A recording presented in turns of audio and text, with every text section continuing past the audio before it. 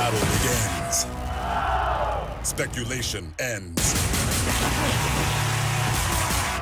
We learn who will lead, who will hold ground, and who will consume it. In the chaos, questions are raised. When the battle is over, no doubt remains.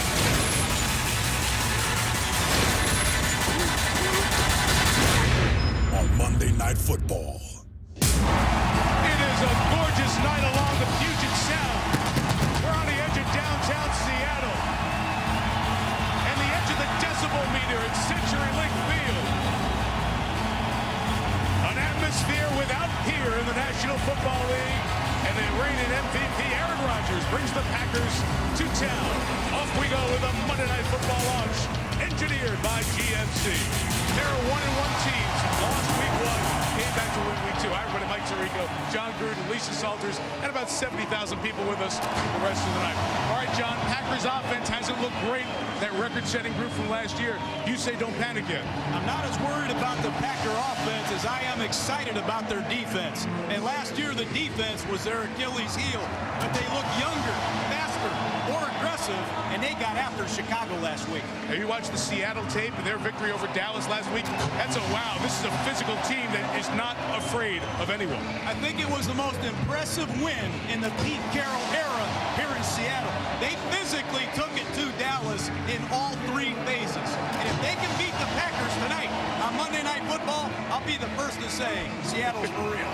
What a quarterback contrast. Rodgers, the reigning MVP, and then Russell Wilson, officially 5'10" and 5'8", a short quarterback, was a rookie making an impact. I'm 5'10". Maybe that's why I like him so much. But let's keep it in perspective. This is a 3rd-round draft choice, making his 3rd career start against the Green Bay Packers. But there's 3 things I like about Russell Wilson. Number 1, very athletic. 4 or 5 on grass, he'll need those feet tonight. Secondly, he's a disciplined, accurate passer. You got to do that to be a pro player. And most impressively are his intangibles. He has no fear, and nobody has prepared themselves better than Russell Wilson. Oh, and then there's Aaron Rodgers on the other side. Well, he's just a combination of greatness. There's nothing that you want a quarterback to do that Aaron Rodgers can't do at the highest of levels. He combines the mental and the physical components to the quarterback position unlike no other, and he is in his prime, Mike. And as we go into the Verizon Red Zone, it's only his 5th year as a starter, but look at where he is in the career ranks in the National Football League already. First in passer rating, 55 passes for each interception. That's first. Yards per pass, 3rd. Completion percentage, 4th. Trying to add to those numbers in this unbelievable noise and this beautiful city tonight. You'll see it all in HD. Our telecast presented in high definition by Verizon. And we're back to break it all down in 30 seconds.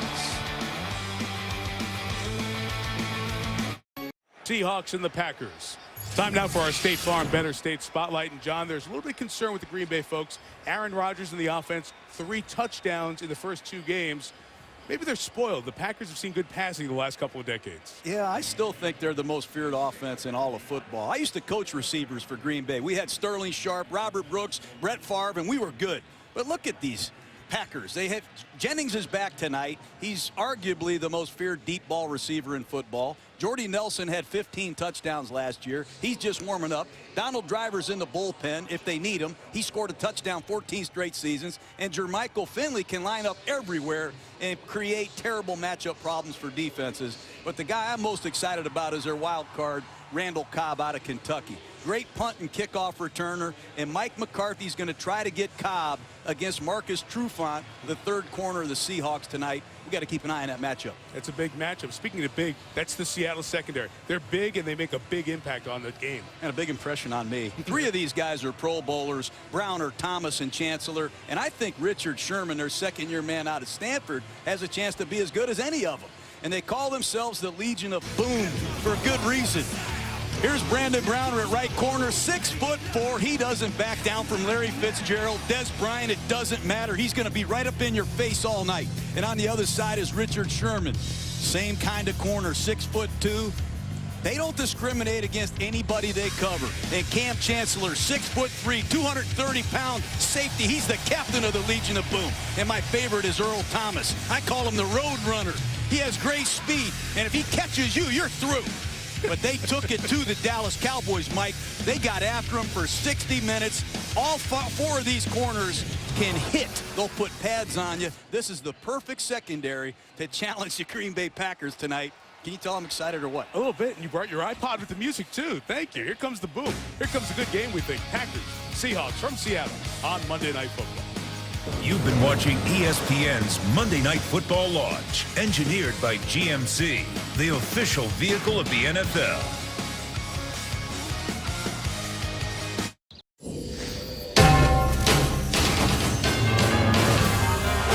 ESPN welcomes you to the following presentation of the National Football League. Today's our day. This game is going to be 4 quarters. Stay together. Play your game. Protect each other. It's Monday night. Yeah. You know what we going to do? Yeah. It all comes down to Monday night. It all comes down to Monday night.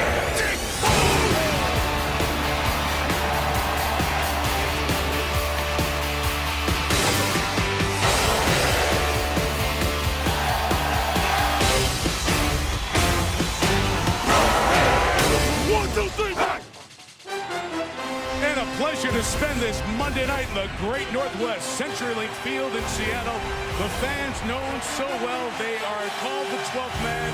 And for the last 9 years, they've been having somebody with relevance to the community or to the team raise the flag in honor of the 12th man. And it's our colleague Trent Dilfer tonight, who took the very first snap as a quarterback in this stadium. Played for the Seahawks for 4 years. That has the fans going as we send it down to the sideline. And Lisa Salter. Hey, Mike. Well, Seattle's 12th man makes this one of the toughest places to play for a road team just because it is so loud. But Aaron Rodgers runs so much of the Packers offense using hand signals, so it shouldn't be a problem, right? Well, what if the Seahawks know what his hand signals are? That's a very real possibility tonight, considering that Rodgers' backup for the last 4 years and good friend Matt Flynn is now wearing a Seahawks uniform. Flynn is the guy that many people thought would be the starting quarterback tonight when the schedule came out. He told me he circled this game on the schedule, was looking forward to it, and then he got beat out by Russell Wilson. But though disappointed, he's doing whatever he can to help his team win. This week in practice, he simulated Rodgers and gave the defense a heads up on where he likes to put the ball, his tendencies, and of course those hand signals. But Rodgers told us he's not worried about it. He said he told Flynn this week, I know you're probably going to give him some stuff, and I want you to know that you're probably going to give him some stuff, so good luck with that, Mike. Good luck to you. Good luck to everybody. If they stay in the game, it stays super loud. Green Bay won the toss, deferred. Seattle receives. That means Leon Washington, sensational kick returner, set to bring it back. 7 in history, 1 shy of Joshua Cribbs.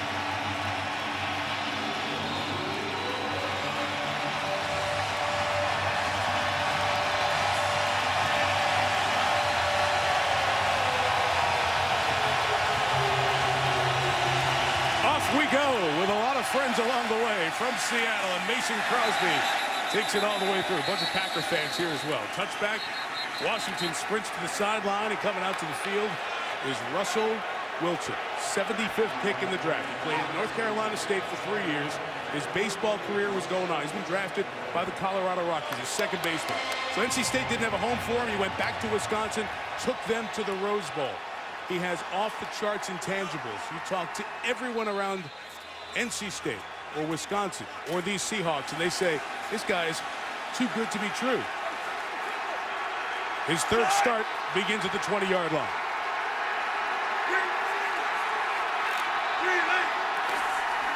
First play, first run, Marshawn Lynch. Or about 4 yards to the 24-yard line. This is a Seattle offense that hasn't had a lot of yards. They've run as much as they passed so far. And when you talk about them, it's going to be, as John said in the beginning, a lot of Marshawn Lynch. Their receiving core needs to make some big plays. That's Sidney Rice, off injured, former Minnesota Viking. Doug Baldwin, leading receiver last year, he's out tonight with a shoulder injury. So someone's going to have to make some big plays to help this young quarterback.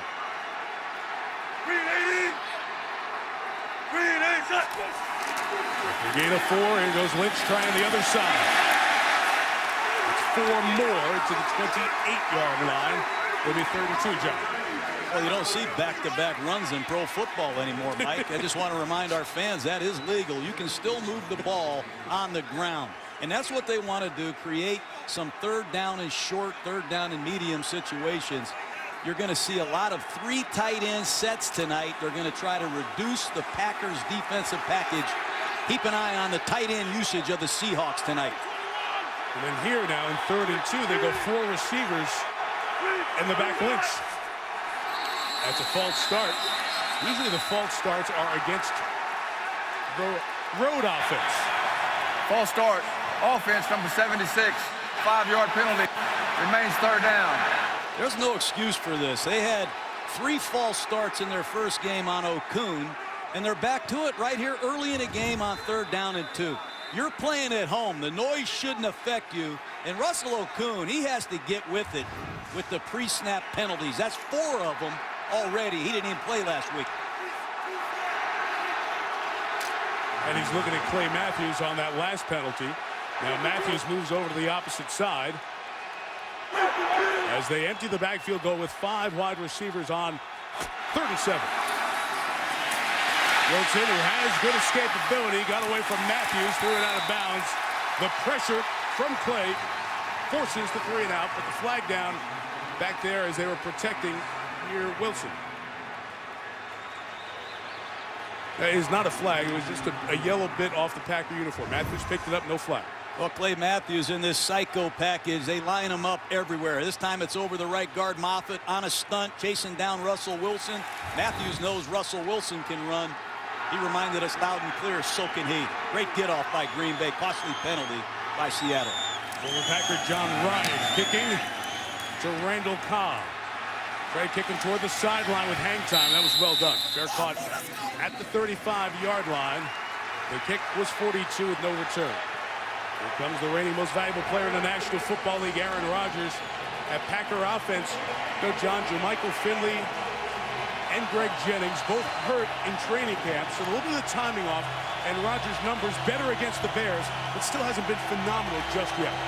Played 2 very good teams. Chicago, remember, was a short week. Keep an eye on Cedric Benson, number 32, the new feature back. And 37-year-old Jeff Saturday, his communication in this noise will be critical.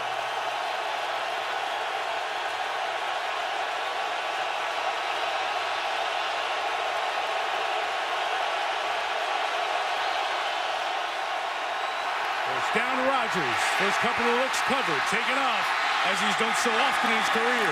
17-yard scramble and a first down. 64 games as a starter. He's rushed for 88 first downs. Rodgers breaks your back. Coverage is perfect down the field. He has a tremendous sense of when to scramble and where to scramble. Huge first down. Rodgers, he can really break you down with his legs.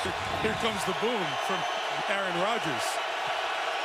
Officially 16 on the gain into Seahawks territory. Running out of the eye, it's play action, and Rodgers goes underneath to Cedric Benson, now the lead back. K.J. Wright with the tackle, and it's a very minimal game. K.J. Wright, a very good young linebacker, sees that screen all the way, and when he saw Rodgers look to Benson, he shot his gun and made a nice open field tackle. You mentioned 18, Randall Cobb. We're going to keep an eye on him tonight. Jennings had a groin injury, missed the Chicago game. Didn't have a great practice earlier in the week, but was solid in practice the last couple of days. But Mike McCarthy felt good about his number 1 threat, 85 at the top of the screen. So it's Benson, the former Bear and former Bengal, to the left, and it's 3rd down coming up. On good Red Bryant defense, that big old defensive end. You know, Cedric Benson, Mike, 29 years old. He was a man without a country for a while. Green Bay called him. They needed a professional back to come in here. He's picked the offense up well. 29 carries coming in here tonight. Only a 3.5-yard average. They need Benson to break some runs here to get this running game going.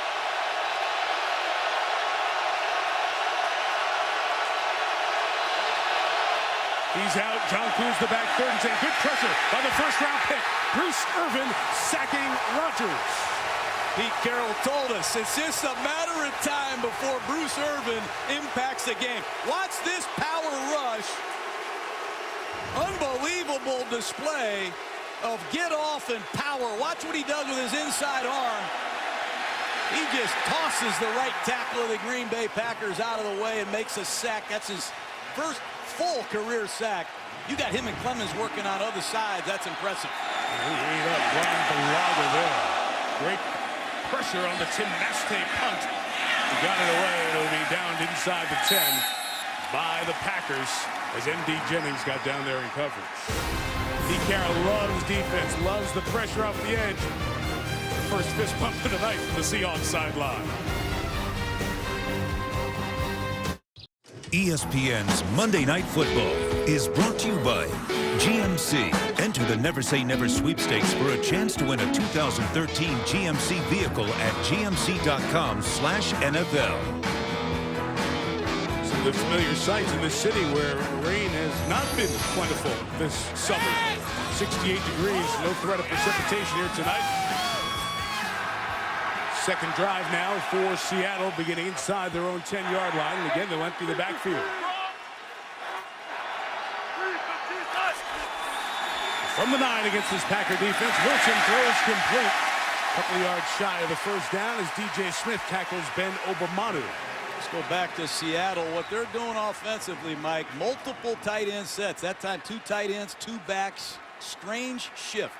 When you use multiple tight ends, it's a hard formation to blitz, and they're going to try to reduce Dom Capers' blitz package by the use of these tight ends. It's Darrell Bevel, who was with Brett Favre and Tavares Jackson, that group in Minnesota. Now, second year here as the coordinator. That quick throw to Charlie Martin on the edge, tackled by A.J. Hawk for the first down at the 28-yard line. A lot of these running plays in Seattle have built-in hots in the running game. And when you get a loaded box and you have one-on-one coverage on the outside, Russell Wilson isn't handing it off. He's going to abort the running play and throw the ball on the perimeter. They're going to keep doing that as many times as Green Bay loads the box tonight to stop Marshawn Lynch. We talk about Wilson's size at 5'10" and 5'8". Charles Woodson jumping up, trying to get in his way on that throw. First down, play pass. Is caught by the tight end, Anthony McCoy, one of 3 tight ends you'll see tonight. And it's a gain of about 9. And, John, one thing with that size, when you can get out of the pocket, you're a very effective quarterback. Yeah, you know, I get so tired of this size thing, Mike. This is a reverse pivot, little spider 2-wide banana on the corner. Good read by Russell Wilson. He has a tremendous knack for sensing passing lanes. He played behind a big offensive line his whole career in college. I don't see it as a problem. Second and 1. Matthews coming in, trying to track it down, but Marshawn Lynch, as usual, able to make the first man miss to get a first down out at the 44-yard line, and B.J. Raji right away pulling Breno Giacomini, his former Packer teammate, who's now the Seattle offensive lineman, off the pile. Well, this defense of Green Bay, John said at the top, they've been better in their first 2 games, especially against Chicago. They've got more people up front. Nick Perry's the first-round pick who allowed Matthews to go to the other side, and Clay started the season with 6 sacks. When they're in the base defense with 4 defensive backs, former Heisman Trophy winner and Defensive Player of the Year, Charles Woodson's a safety now. And creeping in there on the opposite side of Wilson as a second pre-snap penalty is coming on the Hawks. False start, offense number 85, 5-yard penalty, remains first down. Well, these players can throw their hands up in the air and complain about it all they want. Clearly a pre-snap penalty, and I think it's the 9th one Seattle has had, Mike, and this is the 7th quarter of the regular, or 9th quarter of the regular season. Inexcusable penalties. You do not want to fall behind in the down and distance with a rookie quarterback against a veteran defensive coordinator like Dom Capers.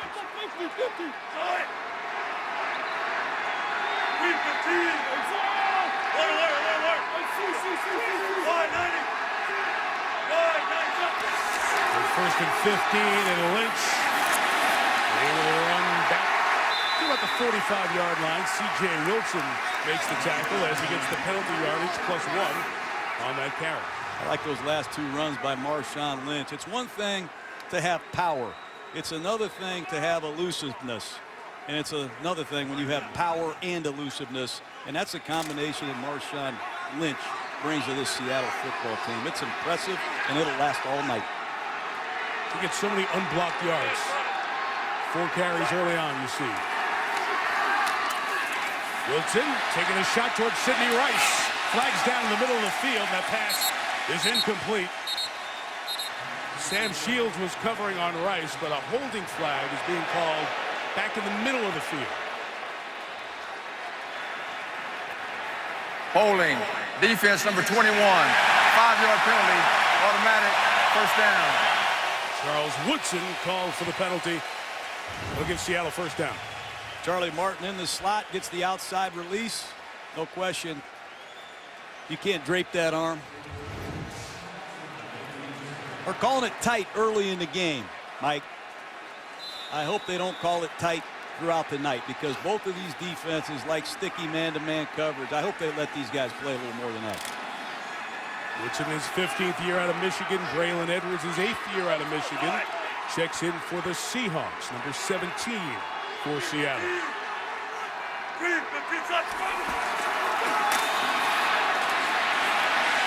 Woodson chase, throws it away as he was pursued and taken down by Eric Walden, who, John, was out for the first game because of suspension, but he's made a good impact the last few games.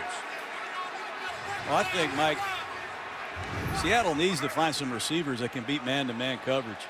So far, Green Bay has gloved them. There have been no place for Russell Wilson to throw the football. They brought in some veterans here, Terrell Owens. They brought in Braylon Edwards. Mike Williams was here. They've given away some big contracts to big receivers. They got to start playing like big-time wideouts. 2nd and 10, back to Lynch with the fullback Michael Robinson leading the way. And Clay Matthews running away from him a lot, and he's doing a lot of chasing down. Gain of 6. Well, it's just the effort this kid plays with. It's not just in passing situations. He's going to jump right over the pile to be a part of the tackle. Wherever the ball is, find number 52. And it's a trait I admire about him the most. He doesn't like to be called just an effort player either. He made that perfectly clear. He's a playmaker. He could play any position on this defense, he says. He said, I line up at safety sometimes in practice. I think I can play back there. Get empty backfield, 3rd and 4. But Woodson creeping in the middle there, looking for a blitz straight up. It's picked up. Wilson's pass deflected by Jerron McMillan. That's the 4th-round pick, a rookie out of Maine. And, John, they brought in some new players on this Packer defense, and these rookies are playing and doing a good job. Really impressive. Great pickup by the Packers. Clean throwing lane. And Jerron McMillan continues to come on. Played 44 snaps last week against the Chicago Bears. A lot of people thought he was a run defender. He just showed he can play the pass too. 2nd punt for John Ryan. Kick it end over end. Try to get the favorable bounce. Obamanu slides and downs it at the 1.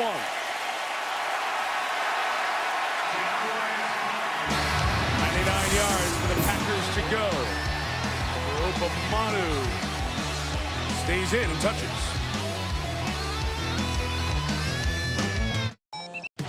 Oh, tonight's game marking the NFL celebration of Hispanic Heritage Month. Cultural exhibit of Hispanic heritage on display at Touchdown City, highlighting the impact of Hispanics on American society. So this Hispanic Heritage Month honored by the Seahawks tonight. 99 yards and a lot of noise facing the Packers offense back at their own 1.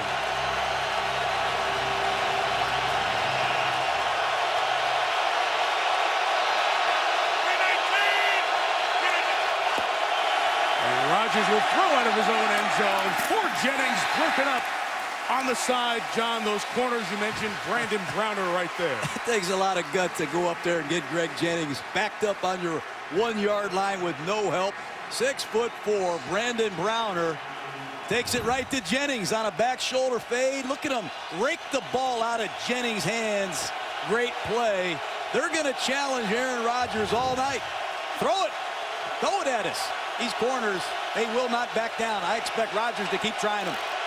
Yeah, big old 79 over there, 323-pound run stopper. Red Bryant for Seattle.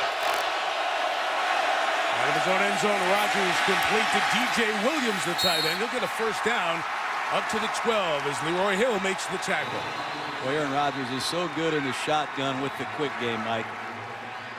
He gets rid of the ball quicker than any quarterback I've seen. Just a quick drag route to the right side, but that ball's gone. Very little lower body movement. And he's got a quick trigger. Second catch for Williams in his second year out of Arkansas. Another throw. This is Jordy Nelson with Jennings blocking. Took a hit, went backwards. They're going to give him forward progress in a gain of 6. Earl Thomas, the safety, tackles him. That's a 4-yard gain that Jordy Nelson earned. Nice blocking on the perimeter by Jennings, but you're going to see Earl Thomas flash from center field and make a nice open field tackle to make this just a 4-yard gain. Man, these Seahawks can run to the ball and hit. Great young safety.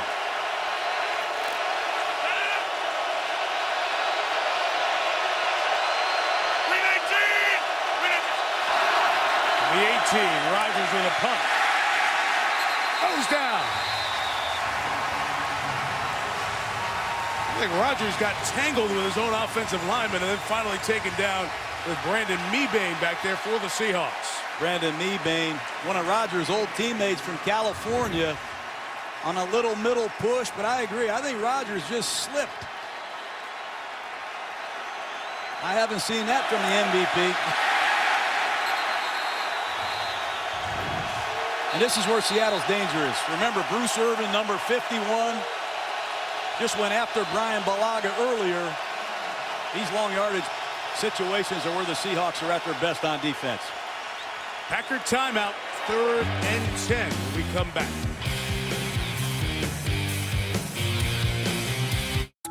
Coach on the left is offense. Coach on the right is defense. Coach on the left is the duck above water, calm. Coach on the right is the duck below water. Pumping, grinding, going after it, showing you everything that's going on. Two very good coaches, two contrasting individuals. 3rd and 10. Pick up the stunt up the middle. Rodgers gets it to John Kuhn with a flag down. He's 2 yards shy of the first down. Flag thrown at the line of scrimmage as Leroy Hill made the tackle.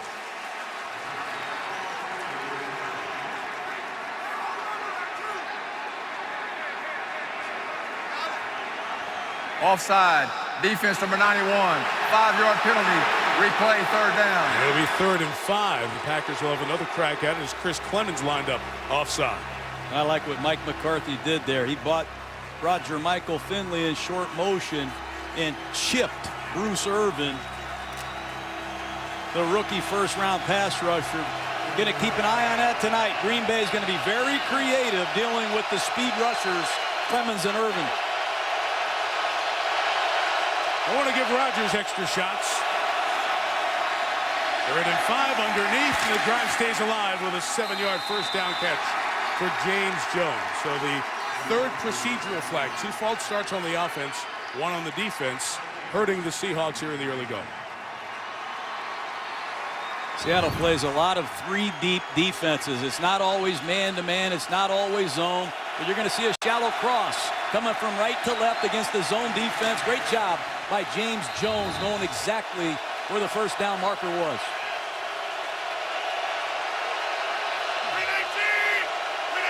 Cedric Benson is the running back. The fake to Benson as Rodgers finds him out of the backfield. He's past the 31-yard line. He's flagged down, right back by Rodgers. Got a holding call here. A lot of penalties early in this one, Mike. Imagine that.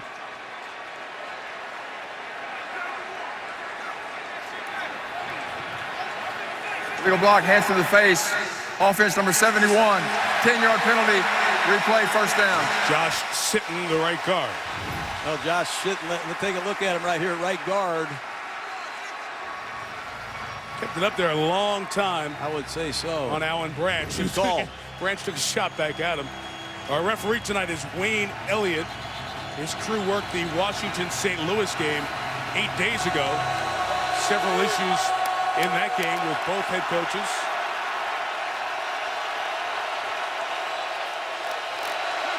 Randall Cobb is in the game for the Packers. He's bottom of your screen. First and 20, Rodgers to Benson, dropped it. John Red Bryant again with the defensive pressure for Seattle. Man, is he impressive. He's a great run defender, and he can really push the pocket when he wants to. He lines up everywhere. Here he is on an inside move. They're really getting after Brian Bulaga early in this football game. But now when they get into these long yardage second down situations, third downs, Gus Bradley has a lot of creative sub packages to get specialty rushers on the field.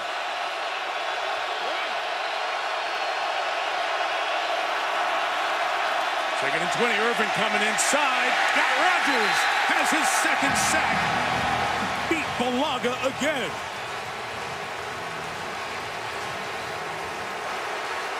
They got to get help for Bulaga. If they think they can single block Irvin right now, they're mistaken. Watch Irvin get off the ball, up the field and underneath Bulaga. And they have speed to track down Aaron Rodgers. And how about this bump and run corner, Brandon Browner? He says hello. 10 plays, 3 sacks, third and a quarter of the field.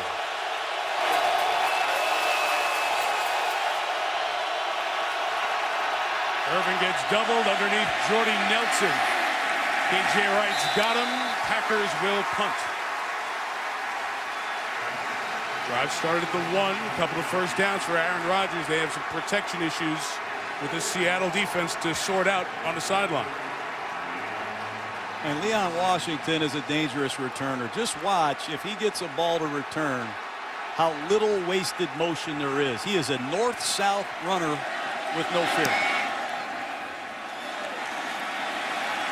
Leon Washington let it bounce as he was on the run. He'll be down by the Packers at the 28-yard line, and we have a penalty flag down. Backs the players were running downfield. About 6 yards from the snap. 51, the kick for Tim Mastay.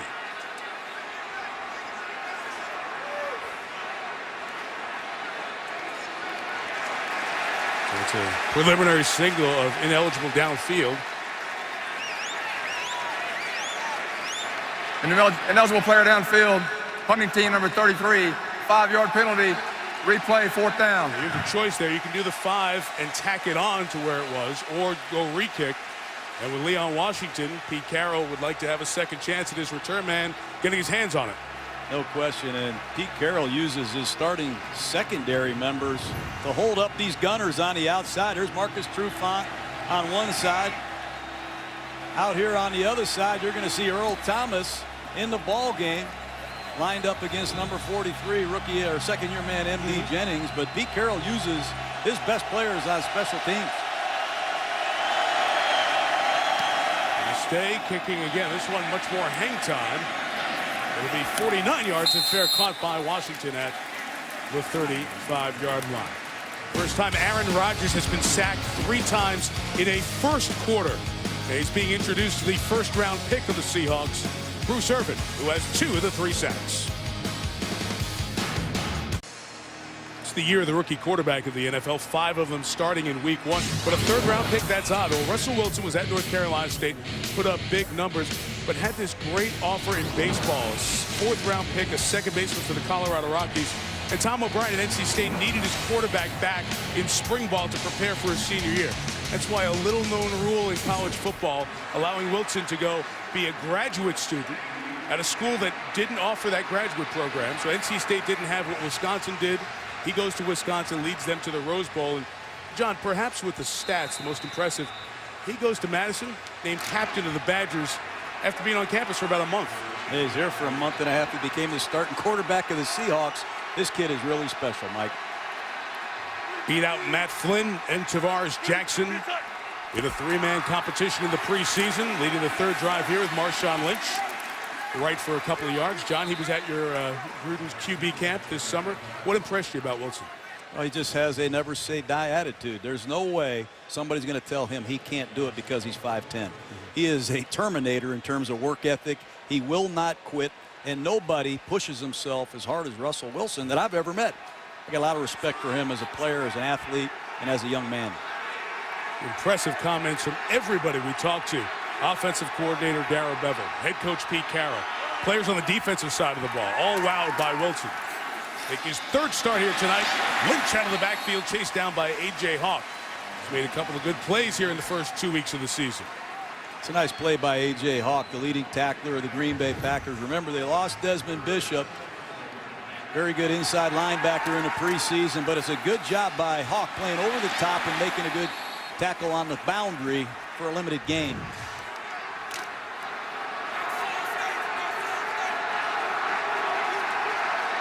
Continue to go with a no-back set. And Green Bay is going to try to confuse young Russell Wilson here. Nobody with their hand on the ground. Who's coming? 5 Packers push. Wilson looking for something open. Chased by Matthews. Throws sideline. And out of bounds again. Third time he's thrown it away. It's 3-and-out Green Bay defense. That's why I don't put a big premium on sacks. I put a big premium on a factor grade. Watch Matthews being double teamed, never quitting, and running Russell Wilson down. This kid Matthews, he is got so much energy from start to finish, and all these young Packers emulate whatever he does. That's impressive. 5 possessions, 5 punts.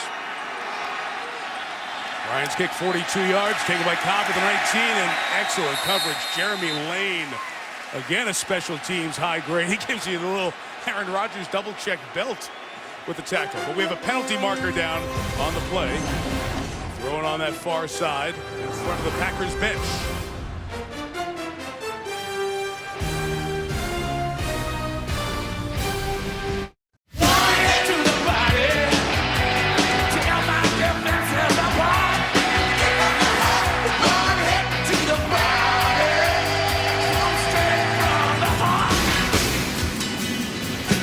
Back on this beautiful night in Seattle. This is the 48th NFL game of the regular season, and that's the 4th scoreless opening quarter thus far this year. Mike Tirico, John Gruden, Lisa Salters with you here at CenturyLink Field. As we went to break, we mentioned a flag was down. It's a 15-yard tack on personal foul for the late hit called there, John, on Malcolm Smith of Seattle. Don't see that. A lot of these penalties look more severe with his ultra high-speed slow-mo. And when I saw that in real time, I didn't think that was a penalty. Well, John, the Packers are going to take over at the 37. I mentioned it was a scoreless first quarter. Packers had no points against San Francisco, no points against Chicago in the first quarter, and now a third time, a 0 to open the game.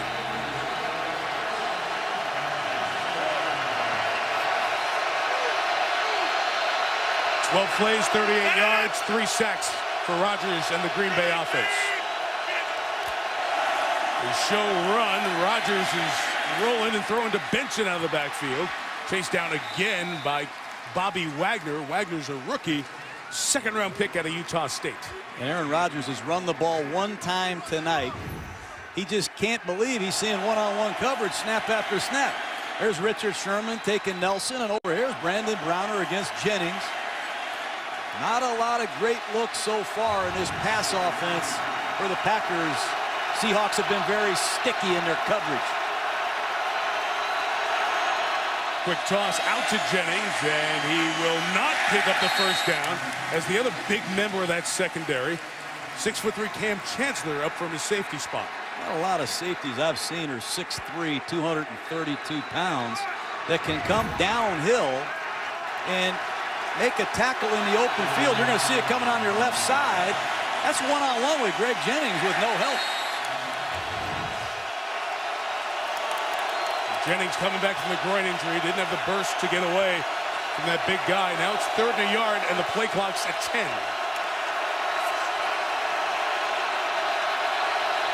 Don't be surprised if you see a shot play, Mike. Jordy Nelson's up at the top of the screen. It is play action. Rodgers looking, loading, nowhere to go. He's sacked for a 4th time. And it's Chris Clemens bringing him down. Pass rush and coverage. And it's that combination that has doomed Green Bay so far. Just take a look at Clemens coming off the right side. Rodgers on a play fake is going to try to get a double move to Jordy Nelson, and there's nowhere for him to throw the football. But Clemens has had 11 sacks 2 years in a row. Great rusher. Last David kick. 43 yards. Fair caught by Washington at the 17. So 4 sacks. You want to say good defensive line play. A lot of credit to the secondary. Rodgers has nowhere to go and nowhere to hide. Impressive.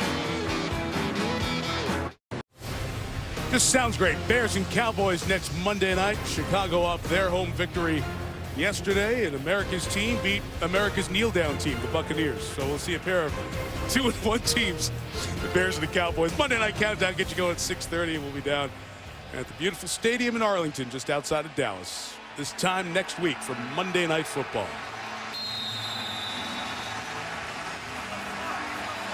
Green Bay has run it twice, but really, John, one of those was an Aaron Rodgers run. So they've only got him around the ball, handing it off to Benson one time. The 4 Seattle sacks, big part of the story so far.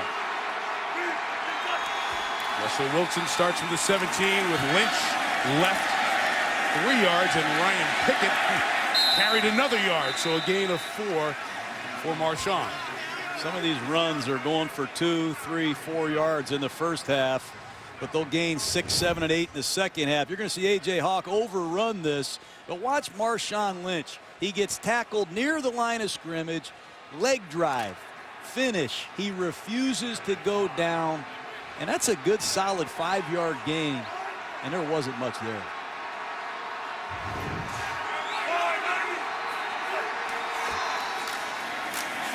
Here's Lynch right in the waiting arms of B.J. Raji for less than a yard. So a 3rd down coming up. Good play by the former 1st-round pick of the Packers. We were talking to Aaron Rodgers last night about Marshawn Lynch because they were teammates at Cal, and he said, to think, we could have had him. Remember, Lynch was in Buffalo, ran into troubles with the law a couple of times, was out there on the trade market.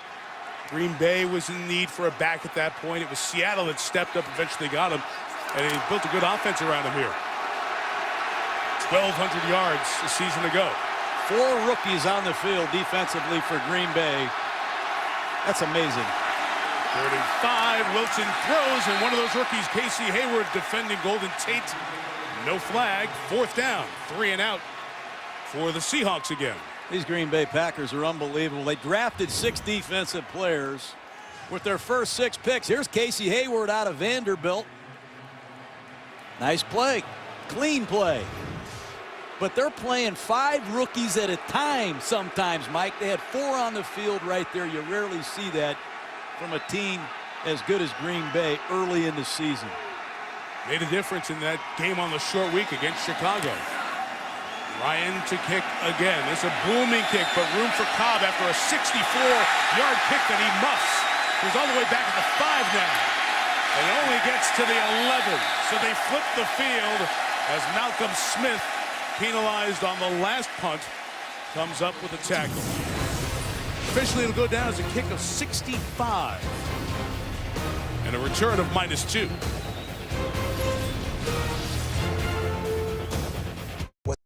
ESPN's Monday Night Football is brought to you by Mercedes-Benz. Experience truly great engineering today at your authorized dealer. And NFLShop.com. Find the largest selection of jerseys and hats at the official store of the NFL. Tonight's aerial coverage from Seattle, brought to you by DirecTV. Beautiful weather. It's worth the trip out here, isn't it? It really is something. The weather's been sensational. Atmosphere is phenomenal in this stadium. From the 11, Rodgers' 2nd run of the night. This is Cobb out of the backfield running, and Randall Cobb comes down the sideline, takes a lick as he gains 20 yards, and Brandon Browner hits him. This is why he's such a joker. They told us, hey, we're going to line him up and play him at running back. We'll free release him and throw him the ball, and we'll hand him the ball if we get a soft box. Tremendous lower body strength. And Randall Cobb is not just a kick returner anymore, Packer fans. He's an every down, any formation weapon that you're going to see a lot of this year. It's a lot of the way he did it at Kentucky. Lined up everywhere. 31's play pass for Rodgers. Zipping it in there. The pass is caught by Jennings at the 44. Back-to-back Green Bay first downs. It's just a matter of time. It's a post pattern off of play action, reverse pivot action, and Greg Jennings does a nice job getting the release, squaring up Sherman, making him defend both sides of the cut, and then he makes a nice adjustment. Clean catch.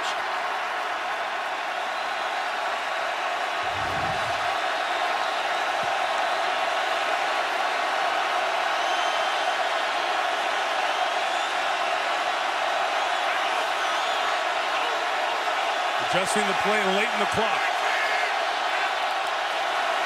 Gets it off in time. Benson to the right. About the 47-yard line. There's Cedric Benson carrying a conventional run that he's run before. A lot has changed for Cedric. A lot of his carries here in Green Bay come in the shotgun. He's a very good physical 227-pound inside zone runner. A lot of these schemes they run in Green Bay, Cedric Benson has not seen before. But he's given this Packer offense a dimension they desperately need, a guy they can hand it to. 2nd and 6, 15th throw of the night is off the hands of Cobb. And incomplete. We'll have 3rd down. John, let's just go back to Benson a second, because you think about this Packer team. They had Ryan Grant, but they've really been in search of a back. James Starks did so well for them in the playoff run that led to the Super Bowl title, but he continues to be banged up. So as the preseason was going on, they were desperate for a guy. Not in this situation, 3rd down, but an every down back. And they went and got Benson, who was sitting around after being released from Cincinnati. John Kuhn is on the field for 3rd and 6. Rodgers' little hand signal to James Jones. That's covered. He's chased with a flag down. He's down again. Chris Clemens. That's both defensive ends dominating the Packers. Got a holding call, I believe, on Balaga, and Clemens is off to the races. Holding. Offense number 75. Penalties decline. 4th Balaga down. against Irvin. That's probably holding there, Mike. And watch Clemens on the backside, a little tackle in stunt. And he goes and gets Aaron Rodgers. But it's not just the rush, it's the coverage. There's not a lot of places to throw it either, Mike. Punt again from Mastay. On the run, Washington from the 20. Leon to the 27-yard line. Return to 7. Kuhn with a little late push there. No flag thrown. And Aaron Rodgers under siege here tonight. Brian Balaga has been beaten on a regular basis, and Rodgers has been sacked 5 times in the first 20 minutes.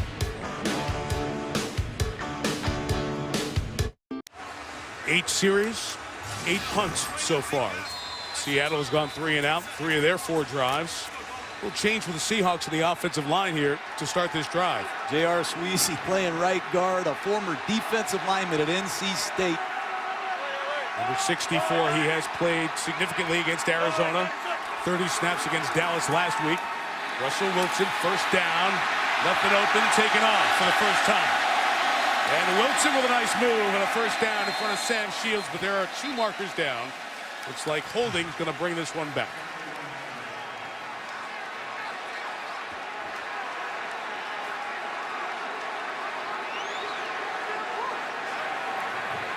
We have 2 holds on the play. Holding 76. That penalty's declined. Holding 67. 10-yard penalty. Replay, first down. Both guys on the left side of the line, Russell Okung and Pat McQuiston. And John, we talk about the penalties, and we've seen, I think, 8 to this point accepted penalties. Other than that 15-yard, little bit of a late hit, they've all been legitimate flags, clear as day. So this crew has done a decent job here so far. Yes, they have. It's been sloppy. A lot of carelessness. Pre-snap penalties, holding calls, personal fouls. A lot of this has to be cleaned up quick. First and 20. Wilson tried to change the snap count. And Jarrell Worthy, the rookie out of Michigan State, made the first move.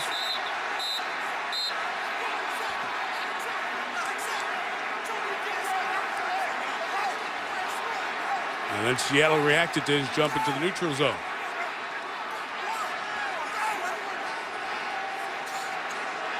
Got to be on Green Bay, I believe. Offside. Defense number 99. 5-yard penalty. Remains first down. Russell Wilson played against Jarrell Worthy in the Big Ten twice last year. He knows Worthy is one of these get-off defensive tackles. Listen.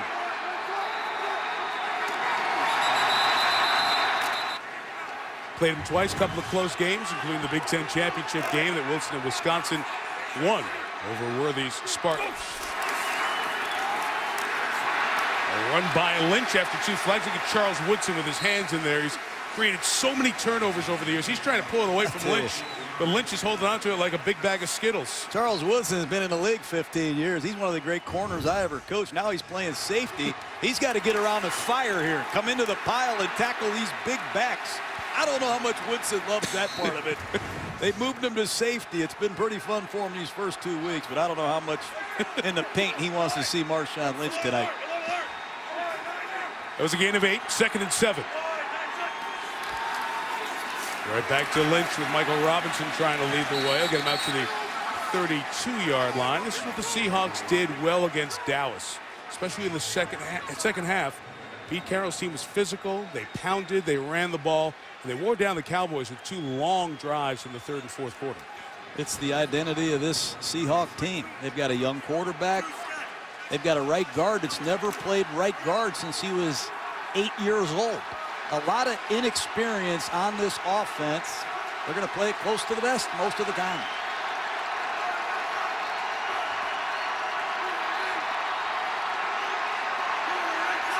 Looking for their first 3rd down pickup of the night. Wilson chased by Matthews, escapes, runs for it. Got it, first down. I said that at the very beginning of the game. He's going to need his legs tonight against this Green Bay defense. Just a crazy psycho inside rush by Matthews. He got picked, and off went Russell Wilson. There was no contain. Man-to-man coverages with no contain. Russell Wilson can hurt you. Clay Matthews, he got tackled is right. Didn't you just tell me that Sweezy was a defensive lineman in college? Tried to tell you that. He's just still a good tackler. Well, you missed that. Jeez.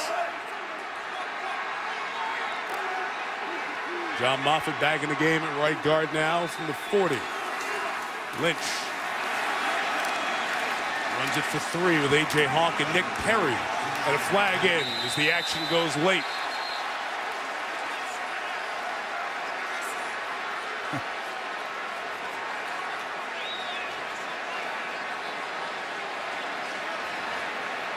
Personal foul. Unnecessary roughness. Defense number 51. 15-yard penalty. Automatic first down. It's DJ Smith, the second-year man who's replacing Desmond Bishop. He's out for the year when he hurt his hamstring to open a preseason. We'll try to take a look at this penalty. Now, you're a linebacker. You're trying to get to Marshawn Lynch and gang tackle him. See if you see number 51. He got knocked down. I don't know what he did.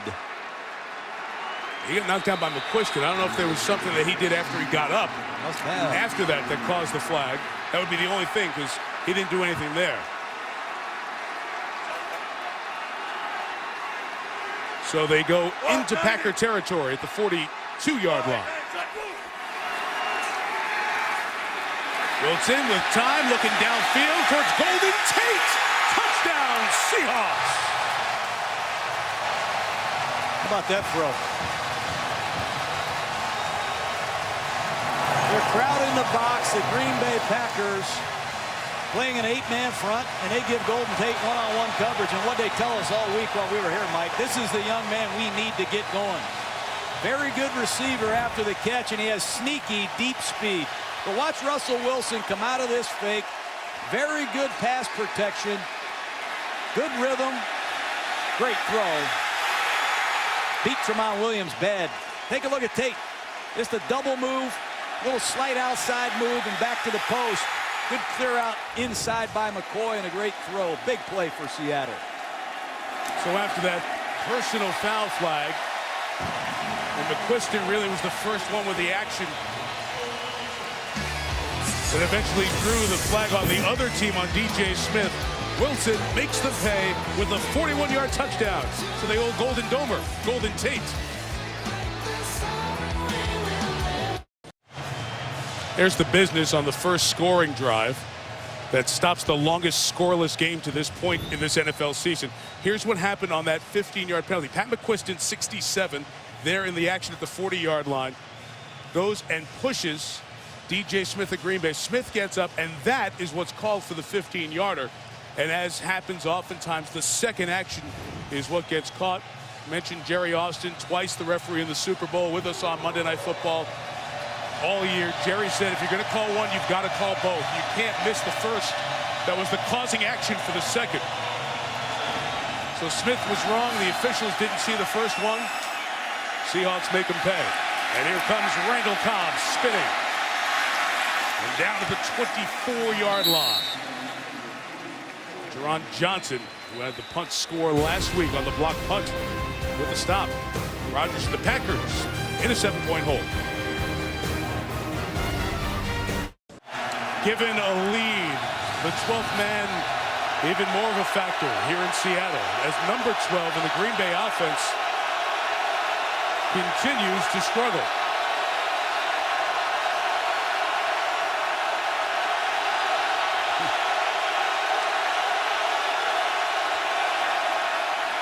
Rodgers, first down pass is complete. Good coverage on Finley by the safety, Cam Chancellor. So 1950 is really, John, when you would look at the T formation when the quarterback became the primary passer. So 1950 is a great benchmark for the NFL and points per start. And Aaron Rodgers has more points per start than anyone, even going back to Van Brocklin and Otto Graham in the early days. And this was the offense that was so potent last year. 560 points, second all time. But 3 offensive touchdowns in the first 9.5 quarters this season. Rodgers coming to Cobb out of the backfield. He is swarmed. That's Jerron Johnson coming up with the pressure as the dime safety on that play. How much effort, how much physical play do you want to see from Seattle? KJ Wright comes to the party, number 50. 3 Seattle Seahawks converge on Randall Cobb. If I was Randall Cobb, I'd go back in the huddle and say, if you throw me one more bubble screen, I ain't catching it. And now watch 51, Bruce Irvin, top of your screen, Seattle defensive line, and 91, Chris Clemens at the bottom. 3rd and 6. Boy, Irvin got knocked down, and Rodgers' pass complete to James Jones for the first down at the 42-yard line. That's the way you take care of a pass rusher. Oh. And that's the forgotten man, James Jones. For the last 4 or 5 years, he's been as good as any third receiver in the league. But here's the chip by Jermichael Finley. And that's about the most physical play I've seen Jermichael Finley make. They need him to get going as a pass receiver.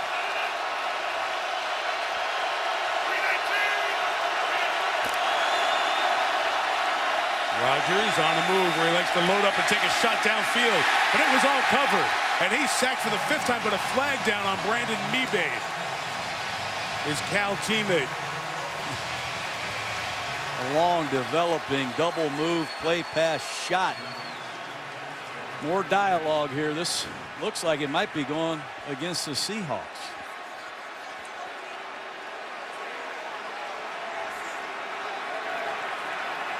Personal foul, face mask, defense number 92, 15-yard penalty, automatic first down. Mebane's looking at Pete Carroll and challenge that. No, you can't challenge. You can't challenge that, Brandon. Mebane's a nose tackle.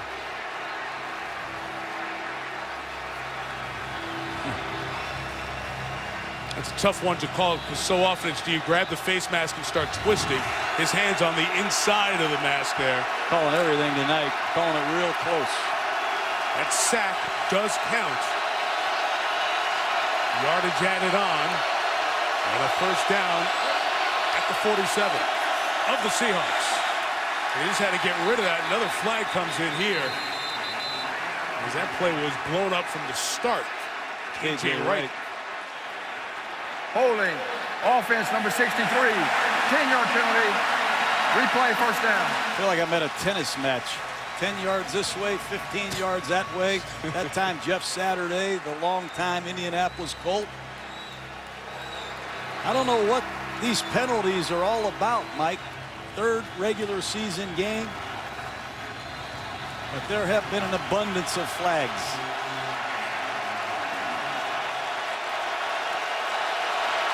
Six penalties per side, 6 sacks for Seattle. Most they've had in a half since 2007. Rodgers pressuring up the middle. Sack number 7. Chris Clemens. What is going on with the Green Bay offensive line? That's one of the best inside moves I've seen. Wow, Clinton McDonald inside gets after the passer as well, but watch his inside move by Chris Clemens on Marshall Newhouse. Wow. Chris Clemens was an undrafted college football player. Quietly went about his business in Washington, Oakland, Philadelphia, and ever since he's come to Seattle, he has been a dominant pass rusher. He's unstoppable right now. Timeout going to be taken here. We'll let the Seattle fans have their moment, as their defense has here tonight. Isn't this great to see a defensive struggle for a change? I mean, I'll tell you, Mike, there's not a lot of gimmicks going on out here. These two defenses are physically taking it to the opposing offenses. It's refreshing to me, Mike. See that number, most sacks in the first half of his NFL career. It's the second most in a game for Rodgers. Remember the Favre game, Favre against Rodgers in the Metrodome. Jared Allen had the huge game. John, what can you do if you're Mike McCarthy and Green Bay here? I asked you in break, where's that screen game, which was always so good over the years for the Packers offense? They've only run the ball 2 times. I think Cedric Benson maybe 3 times.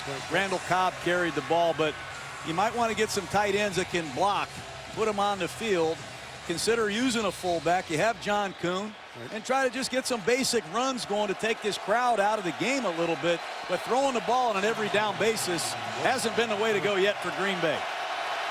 And you have to worry about Aaron Rodgers and the punishment that he's taken from these Seahawks so far. Second and 27.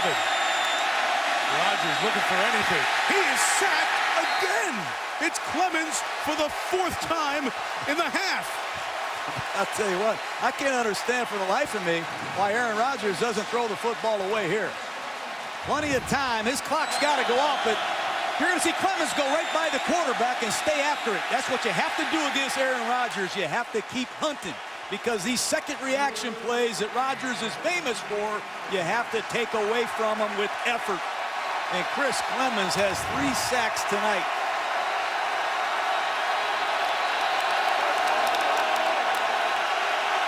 Make it 4.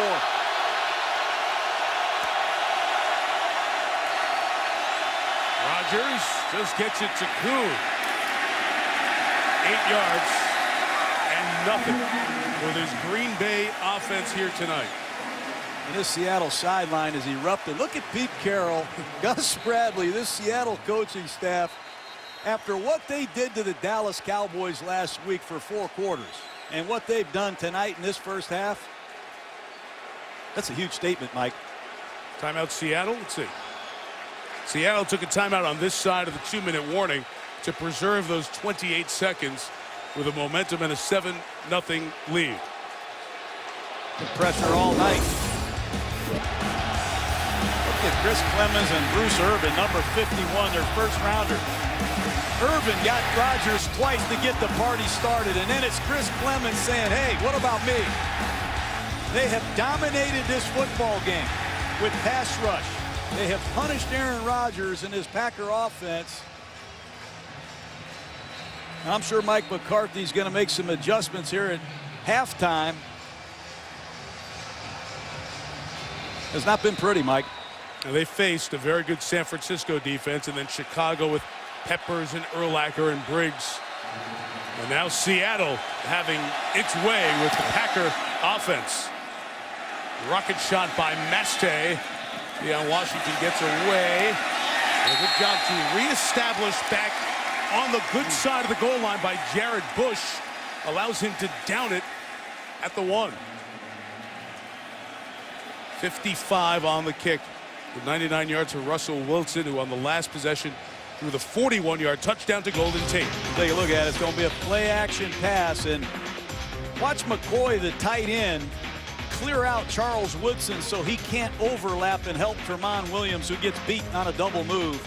But it's an excellent job by Anthony McCoy, number 85, running clearance through Charles Woodson to create that one-on-one for Golden Tate. Well executed, great throw by the young quarterback.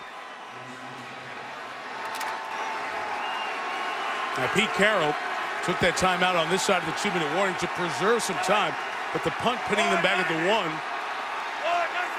Puts a little pressure on the Seattle offense, and Lynch lucky to get out of the end zone as DJ Smith came steaming in there, but was picked up as we hit the 2-minute warning in Seattle. 8 sacks against the Packers, 7 points for the Seahawks. 2-minute warning here in the Great Northwest.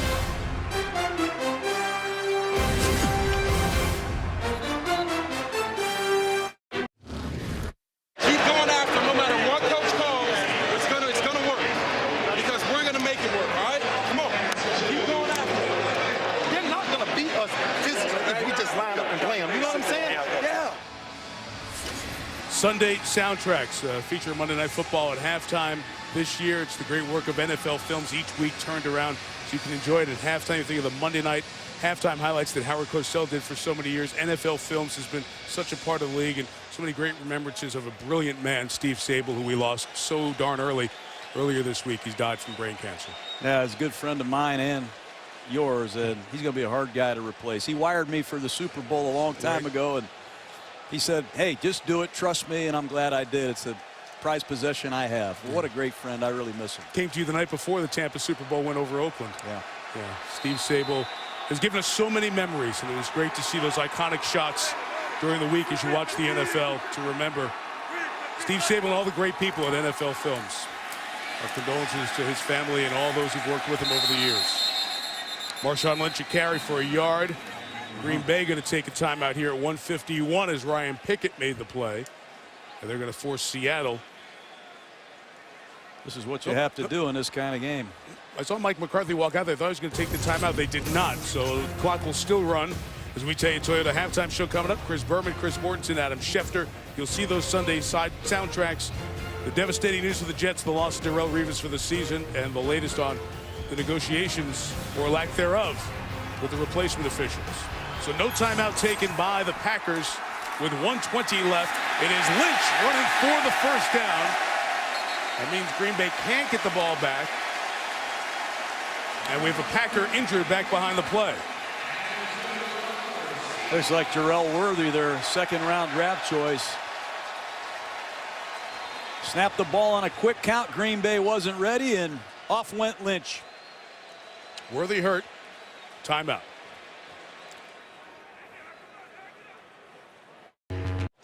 Back in Seattle, Jarrell Worthy, the second-round pick, defensive lineman for the Packers, injured.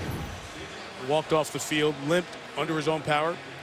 You see the left guard, Paul McQuiston, on a backside cutoff block. Cut his legs down, and that's what happens in this zone blocking scheme. Lynch reads the play side. They aggressively cut people down on the backside. I'm sure Worthy hasn't seen a lot of that. Worthy goes off. Marshawn Lynch runs just shy of the 20-yard line. Because of the injury in the last 2 minutes to Green Bay, they lose their final timeout. It looks like Seattle has really no interest of trying to move the ball down the field quickly. The Packers get the ball to start the third quarter. Be very careful if you're Seattle here. Both of these teams thrive on the turnover battle. Right back to Lynch's 16th carry of the half.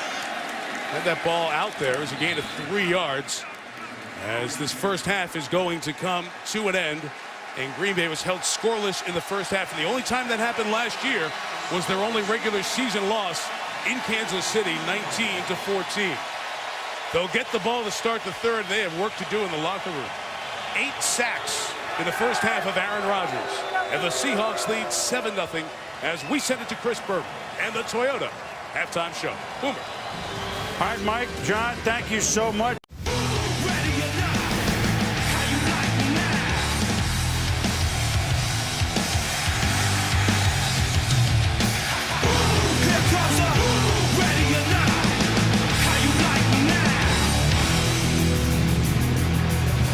One touchdown, Golden Tate caught it. Aaron Rodgers sacked 8 times as we come up here to our spot in Seattle. 7-0 Seahawks. Mike Tirico, John Gruden, Lisa Salters in a second. So you add the Dallas game. That's 34-7 Seahawks over 2 good teams the last 6 quarters. And we're giving credit to the guys who are making the sacks and making the plays up front. What about the coverage that's helping this happen? It's a collective effort by all these Seahawks. This right corner, Brandon Brown, and watch him just get rid of Jennings and make the tackle. Physical group. Over here, Richard Sherman against Jordy Nelson. Nelson has 2 catches for 18 yards, been a non-factor. And it has just been the pass rush of Clemens and Irvin all night long. A couple times, Rodgers might have a chance to get rid of the football, but the Seahawks wanted the Packers tonight. This is their proving ground here tonight. If they can take down Dallas and Green Bay convincingly over a 2-week period, this is just what Pete Carroll wanted to see his young football team do, Mike. We mentioned 8 sacks of Rodgers. They've been tracking sacks as an individual stat since '82, but as a team stat since the early '60s. And the record for most sacks in a game by one team is 12. We'll see if this pass protection thing is cleaned up in the second half. Hauschka kicking off. There you go, Cobb, unreturnable out of the back.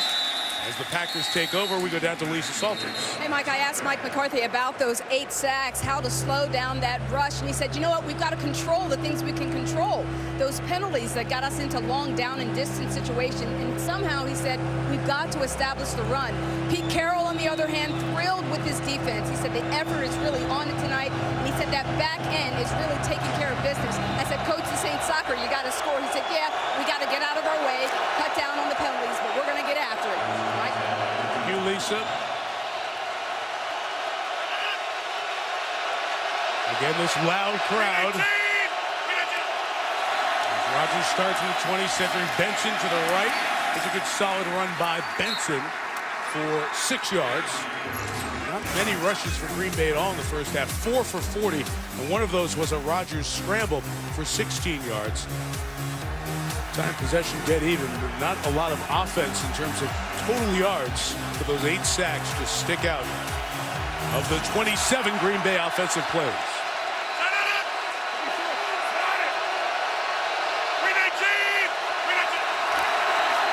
Second straight carry. Benson gallops to a first down to the 34-yard line. That's where you want to see Cedric Benson. The old-fashioned I formation. It's going to be an inside run to the left behind lead back John Kuhn. And watch Benson cut this run all the way back. Impressive blocking on a backside by Balaga. DJ Williams. You see number 71, Josh Sitton finish. 2 nice carries to start the second half for Benson. Back to throw for the tight end, DJ Williams, who can bring it in as he was covered by KJ Wright. Now, Tom Crabtree, the tight end who caught that fake field goal on 4th down, 4th and very long in Chicago, he's inactive tonight. He's healthy, but there's so many good players for the Packers. Crabtree is inactive. Williams is their second tight end. And we haven't seen much of Jermichael Finley either. Here he is, split down at the bottom of the screen against Brown or a corner. They have to get Finley going in a passing game. Second down, Benson seeking space, and Cedric Benson runs into KJ Wright at the 40-yard line. You know, KJ Wright is a big outside linebacker. Pressed into service last year. He played middle linebacker. But KJ Wright is coming into his own as an outside linebacker in this 4-3 defense. Here he is playing inside. And watch him fall back and find Cedric Benson. He got lost there. Bobby Wagner, the new rookie middle linebacker, which is what Wright was last year, couldn't make the tackle, and KJ was lucky he came to him. Gain of 6, 3rd and 4. Quick count, quick toss, Jennings. Twisted down by the safety Cam Chancellor, but the spot will give him a first down with forward progress at the 45. Another one of those instances where Aaron Rodgers gets rid of the ball so quickly.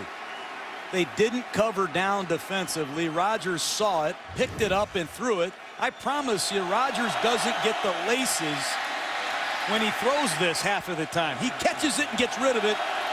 That's all ball, no laces. Aaron Rodgers is amazing in this shotgun.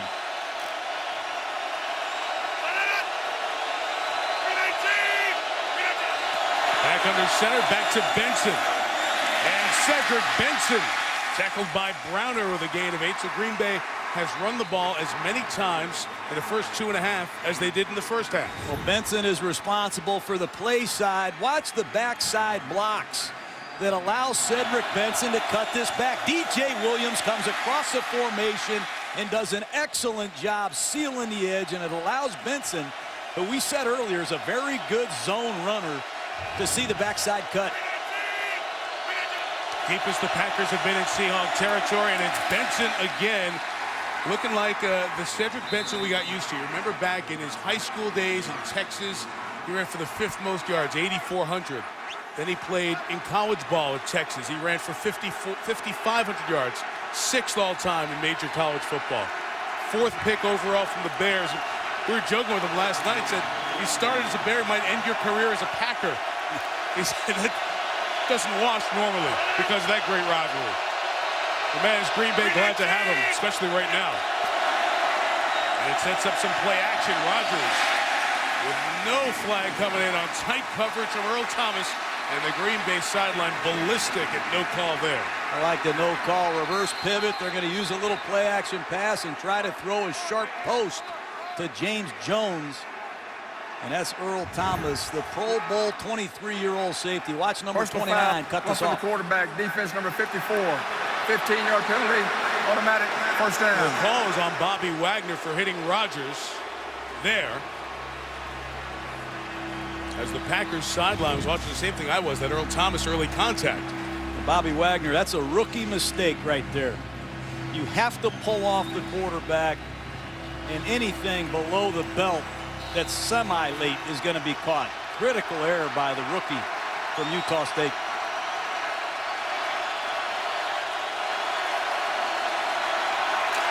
Exactly what Green Bay needed in this opening drive in the 3rd quarter.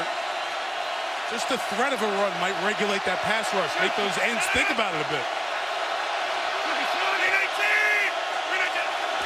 Williams, the tight end, comes back to block for Benson, seeking space, making men miss.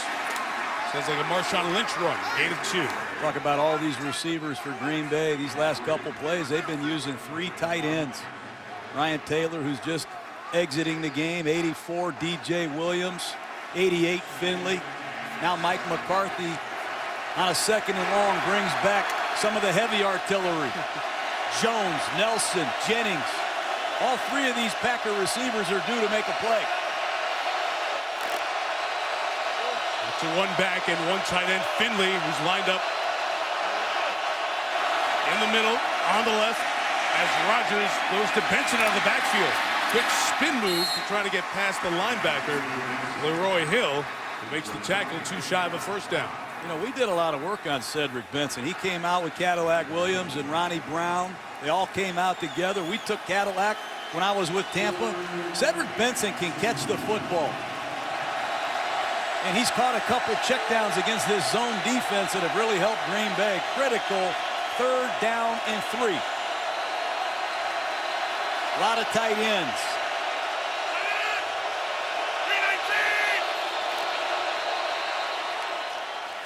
The flag on the back end. 12 guys. Seattle had too many as a snap was imminent because Rodgers was under center. Too many men on the field. Defense, 5-yard penalty. That penalty will result in a first down. And again, this year, that used to be a flag that would be thrown, the play would happen, but if the snap is imminent, that's whistled before it's snapped, and the 5 is walked off. Well, these personnel substitutions are confusing Seattle. That time, Green Bay had no receivers, all tight ends and backs. Seattle substitute to their big personnel. Somebody didn't get off. This is the first time in the red zone for the Packers tonight. Rodgers stumbling as he got out, got tangled in the interior with his lineman, and K.J. Wright twists Benson down for a loss of a couple. You're a shotgun quarterback the majority of the time. Sometimes you get underneath the center, and your pivots in the running game aren't as good. He got stepped on that time. Luckily, they got a clean exchange. Another great play by K.J. Wright, their second-year linebacker out of Mississippi State. Dangerous handoff.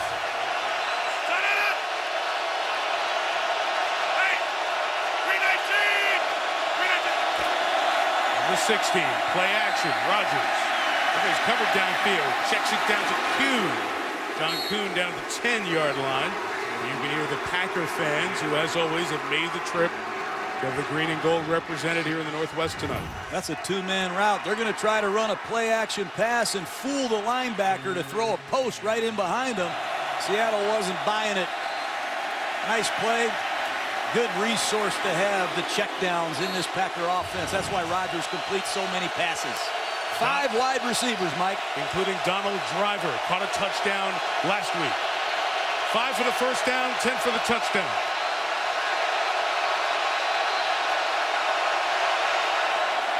Out of the gun, Rodgers. Keeping it alive. Laser to the end zone. Driver couldn't bring it in. Boy, they usually ring that one up. 3-man rush, a lot of time for Aaron Rodgers. And his receivers usually uncover in these situations, but it's a nice zone blanket coverage. You see Jordy Nelson working on one side, trying to uncover when Rodgers scrambles. The word plaster is a common word around here with the Seattle secondary. When that quarterback scrambles, plaster to your man. Nice job by Seattle. Mason Crosby from 29. It took almost 37 minutes. The Packers get on the board with a field goal. Good opening drive. Driver almost had the game-tying touchdown. Instead, his team's down 4. ESPN's Monday Night Football is brought to you by Madden NFL 13. A new look, a new feel, a new way to Madden forever. Rated everyone. Honda. Visit your Honda dealer right now for great deals. Only a Honda is a Honda. And ESPNshop.com, where you can get all of your official NFL sideline gear. See Lisa talking to Clay Matthews there. Jeff riding the Monday Night Bus, driving us 2,700 miles along with the rest of our production trucks and our crew from Atlanta last week to Seattle this week, and now back down to Dallas next week. What do you know about the bus, man? You're one of the private. Oh, you get out of here. Plane, yeah, you get out of here. Guys. Here comes the kickoff from Crosby. Leon Washington from the 5 catches and goes right away. What a good tackle brought down by Ryan Taylor. And a flag does come as the conversation continues on the sideline. And the officials have been, I thought, quicker, John, in this week 3 to stop these scrums by throwing flags. Yeah, get these players back to their bench. And I think Pete Carroll, Mike McCarthy do a good job of getting that done. But keep an eye on number 49 here. I don't know what Robert Francois is thinking there. Yeah, Washington got up to run again. Unnecessary roughness on the kicking team, number 59. 15-yard penalty, first down, timeout. Call it on 59, Brad Jones. I'm not sure if it was just a number being called incorrectly. In any case, Russell Wilson and the Seahawks threw a touchdown in the second quarter. They'll have good field position when we come back. To clear up the penalty correctly called on Brad Jones. He had an extra push about 10 yards away from the out-of-bounds action. So Robert Francois' push on the runner, Washington, was not what was called. From the 42 with a flag down, killing the play for a pre-snap foul on Seattle.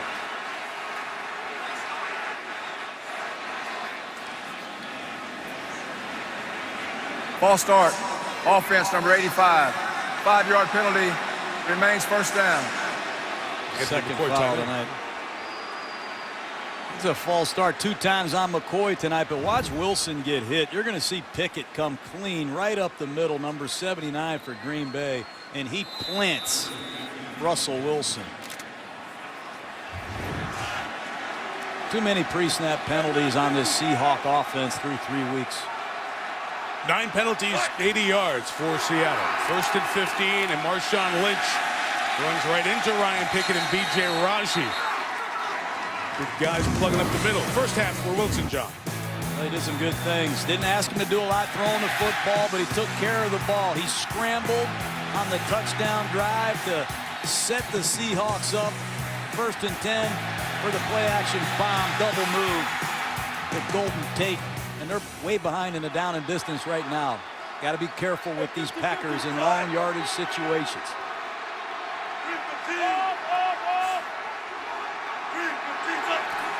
2nd and 13 for the rookie 3rd-round pick Wilson. Chased in trouble and brought down by a 1st-round pick. Nick Perry out of USC. Big loss with the sack. They can all run in this league. Nick Perry, the big 1st-rounder out of Southern Cal. He's just going to stay after Russell Wilson on this play-action pass. They're in a max pro. They're looking to the wide side of the field. And I think Russell Wilson felt he could just outrun Nick Perry, who was one of the most impressive athletes we saw at the Combine. Great effort in pursuit. Taken with the 28th pick of the draft. Struggled with a game against Chicago last week. That's his 1st NFL sack. 1st sack of the night for the Packer defense. And the third of the field gets even longer as the flag is thrown from the back by the back judge for delay of game. Delay game. Offense number 3. 5-yard penalty. Remains 3rd down. This might be the worst opening drive of a second half that offensive coordinator Darrell Bevell can remember. They started this drive in great field position after the Brad Jones penalty. And this is 3rd down in Tacoma. You call this play, Mike. 3rd and 37. Leon Washington's the back. He's making like a kick return. Clay Matthews got a hand on him. Washington moves forward to the 26-yard line, and that's a momentum swing. Green Bay keeps the ball for half the quarter on the opening drive, and their defense does exactly what they needed to do, get a 3 and out. Well, we said Mike McCarthy was going to go to the locker room and make some adjustments. And what did he do? He came out with Cedric Benson, a fullback, multiple tight end sets. They went right down the field. Don't give Mike McCarthy and Aaron Rodgers too many opportunities to end your night. And the Packer, John Ryan with the kick. It's a beautiful one. It is 64 yards, taking Randall Cobb back to the 10. Cobb looking for space. None there. 2 yards on the return. Heath Farwell leads the special teams tackle. And Ryan pulling away his teammate Jeremy Lane, says no need to give Rodgers more field here. But Ryan was officially credited with more yardage on that punt earlier. He was given 73 yards on a punt in the 2nd quarter. Another big one there.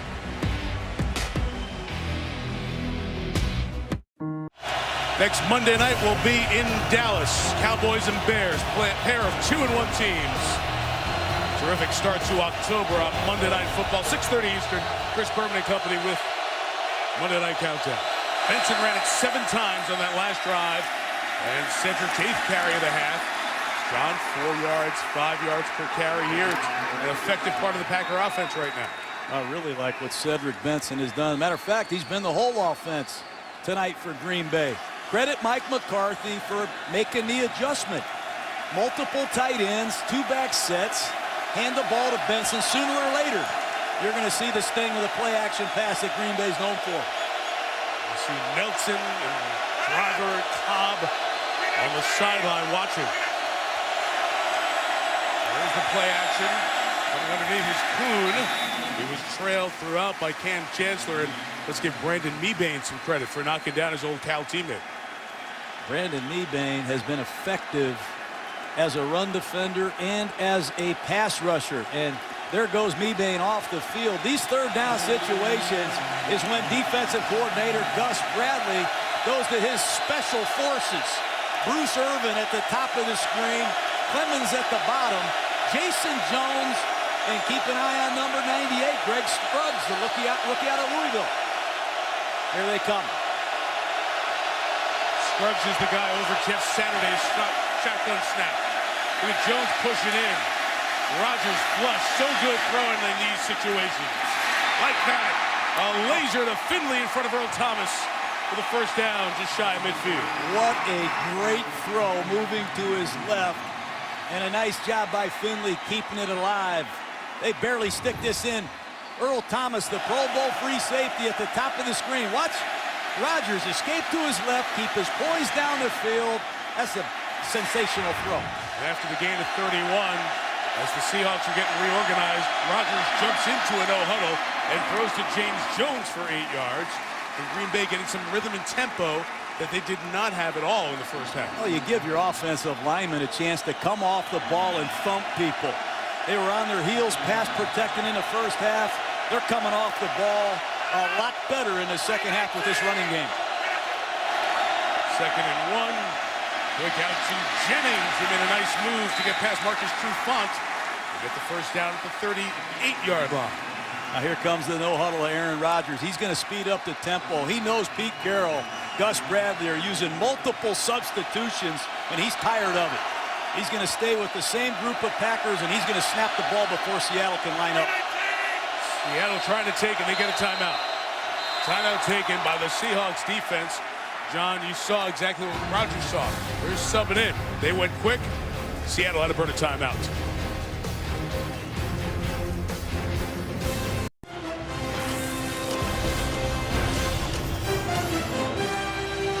'99th game for both Mike McCarthy and Pete Carroll as a head coach.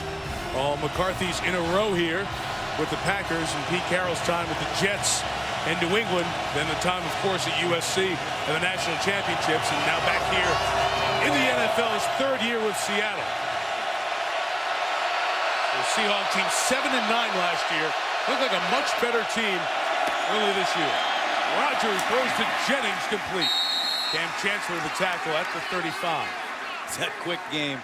That time Seattle covered everybody, brought 5, and Aaron Rodgers went to the quick game, and he got it out quick and on time to Jennings. But watch the tackle. Man. You can eliminate yards after the catch. You got a chance to hang around a long time in this modern-day league.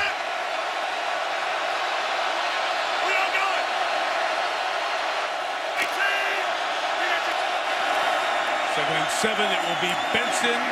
The penetration to string it out, and Benson cuts it back and gains about 2 yards. John, just think about the 8 sacks that we saw in the first half for Seattle. We saw earlier in this drive no sacks in the first 2 drives of this 3rd quarter for the Seattle defense. And incredible substitutions by both sides. Green Bay went back to their wide receiver package. In comes the pass rush unit. Multiple DBs for Seattle. Seattle has 6 defensive backs on the field.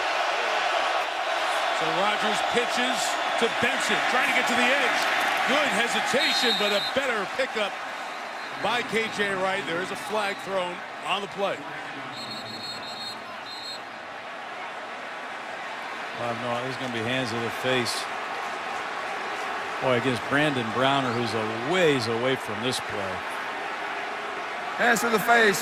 Defense number 39. 5-yard penalty. Automatic first down. It's the corner on the near side of the field. He can't be further away from this play. This ball's tossed away from Browner. Let's see what happens to he and James Jones. He's nowhere near the play.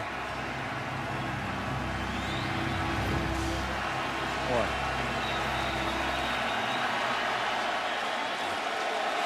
Penalty yardage is a first down, and that should be yardage that is tacked on to the play.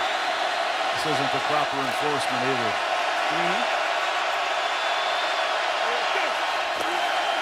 They'll go from the 29. That's a Benson run to the 22-yard line and a pickup of 7. And that's what's new for Cedric Benson. Shotgun runs. A lot of people in the league. Look at this tight end. I don't know what he is, a fullback or a tight end that's lost, but they do some incredibly creative things in the shotgun, running the football. Good hard run by Benson. Rodgers, quick hit for Jennings in the hand of Chris Clemens, who had the 4-sack second quarter. Got in the lane there. That's rare that somebody gets their hand up that quick on that play. Just a built-in side adjustment. Rodgers wanted to throw it before they could cover down. Good alert play by Clemens.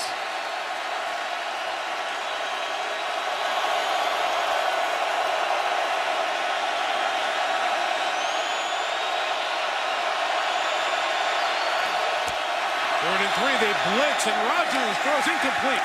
In and out of the hands of Finley, dropped it. Now finally they come in and rule no catch. It's fourth down. Rodgers trying to get to the line of scrimmage and get the play going, but it was finally ruled incomplete by the back judge. McCarthy wondering if he should challenge. It's just a slant route, ball's thrown perfectly, and Richard Sherman does a great job poking that ball out. The back judge was the only one who could see that. He did a very good job coming in to make that call. Nobody else saw it. Play clock running down. 40-yard field goal for Crosby to make it a one-point game.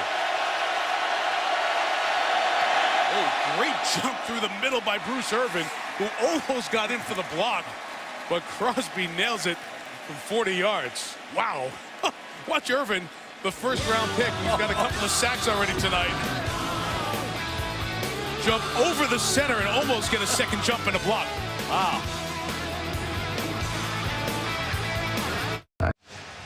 We've seen some MVP winning quarterbacks the last two Monday nights with this look on their face of, man, how come it's not going as smooth as it once did? Aaron Rodgers and the Packers offense, they're scratching clawing to get 6 points through 3 quarters here on the road in Seattle. This is one of the best Seahawk defenses statistically in franchise history. They don't get a lot of national respect. They're earning it tonight. Mason Crosby will kick to Leon Washington, who's had 2 different seasons with 3 kickoff returns for touchdown, 2007 and 2010. And 7 in his career, 1 shy of Josh Cribbs of Cleveland for the all-time record. Run up with the Packers to Crosby's boot, and Washington from 4 yards deep. Well covered down at the 16-yard line. Casey Hayward with the tackle. So here comes Russell Wilson. We mentioned officially 5'10" and 5'8" his height. Our sports science guys put the numbers in. What does it mean? Well, his launch angle can be 20% higher than a 6'3" quarterback like a Matt Stafford. So what does that height disadvantage mean? Well, the pass is hidden to the receivers downfield. They got to find their quarterback, and it takes the human brain a third of a second to visually locate and react to a ball. And by that time, a 50-mile-an-hour pass has already flown 8 yards. So sometimes they have to pick it up out of the air. And that's one of the reasons why generally, if you're under 6 feet, they don't think you can play in the league. But Wilson is trying to fight that stereotype and history. 17 will give to Marshawn Lynch. Seek space, still going with the legs, giving forward progress to the 20-yard line. Giants go back to the touchdown pass thrown to Golden Tate in the first half.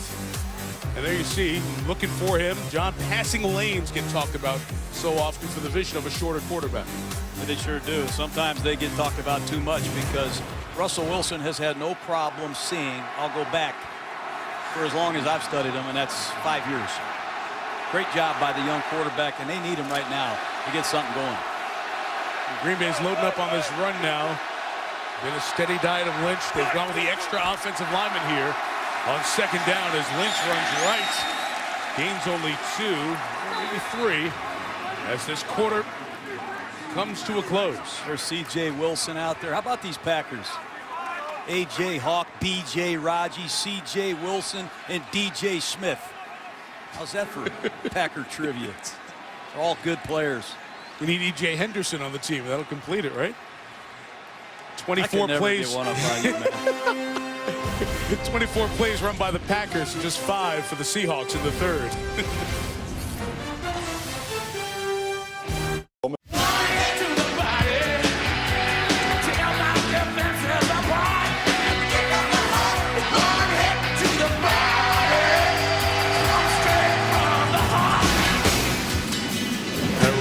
a driver shot in the back of the end zone. One shot at a touchdown for the Packers here tonight. No touchdowns, down 1 to the Seahawks. As we begin the fourth quarter here in Seattle, Mike Tirico, John Gruden, Lisa Salters, we begin with a 3rd and 5 for Russell Wilson at the 22, and Robert Turbin, rookie out of Utah State, is the running back, and split out. Wilson pursued by Perry and Matthews. Throws incomplete, trying to get it to his tight end. Charles Woodson was blanketing Zach Miller. And it's a 3 and out again for Seattle. Nobody open.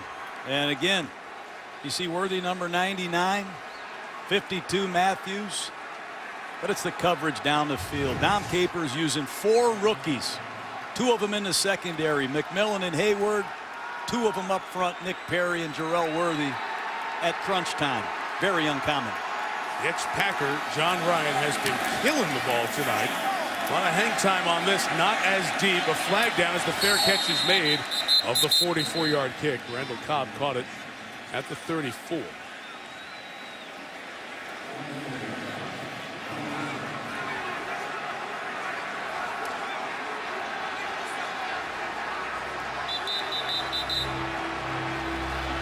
Ryan punted for Green Bay in 06 and 07.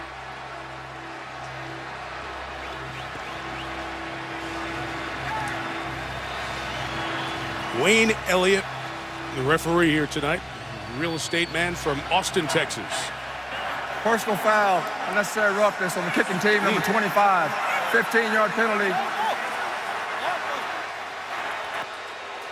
Have to get this straightened out. Personal foul. It's on 25 on the receiving team. 15-yard penalty. First down. There is no 25 on the Packers. So they got the number incorrect. Poor Richard Sherman, he's standing out there saying, hey, wait a minute. Unless Ryan Grant has come back to the Packers, or Dorsey Levens. Was it 24, Jarrett Bush.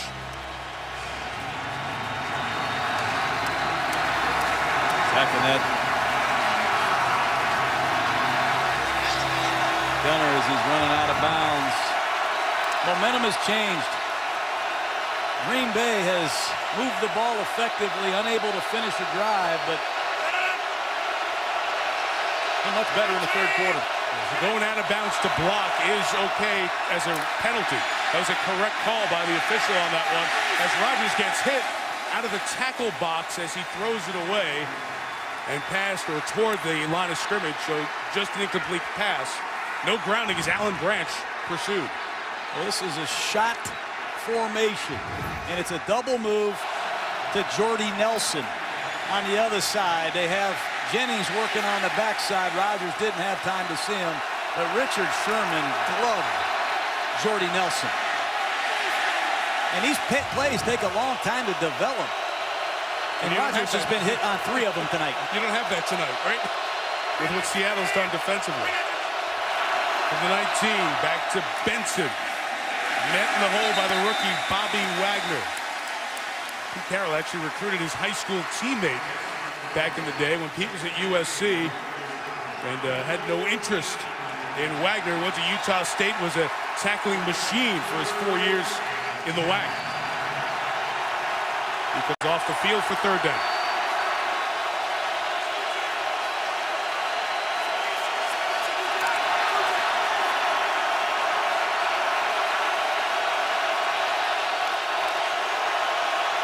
There's 3 down linemen in for Seattle. And they'll cover with 8. As Rodgers looks for a space in the zone, he's got Finley for the first down. That's the power of the arm of Aaron Rodgers. Nice job by Aaron Rodgers stepping up and throwing the ball in a position where Finley could protect himself. And here come the Packers in a no-huddle offense. Yeah, Seattle is late and lazy getting their pass rush group off the field. They are confused out there as Rodgers just slings it out, but it was short-armed to Jennings and incomplete. Oh, Aaron Rodgers can't believe he missed that throw. Really disgusted with himself. He uses the turbo tempo. They get up on the ball. They snap it before Seattle is ready. And out of this naked bootleg, there's nobody home. He's got Jennings wide open for an easy first down.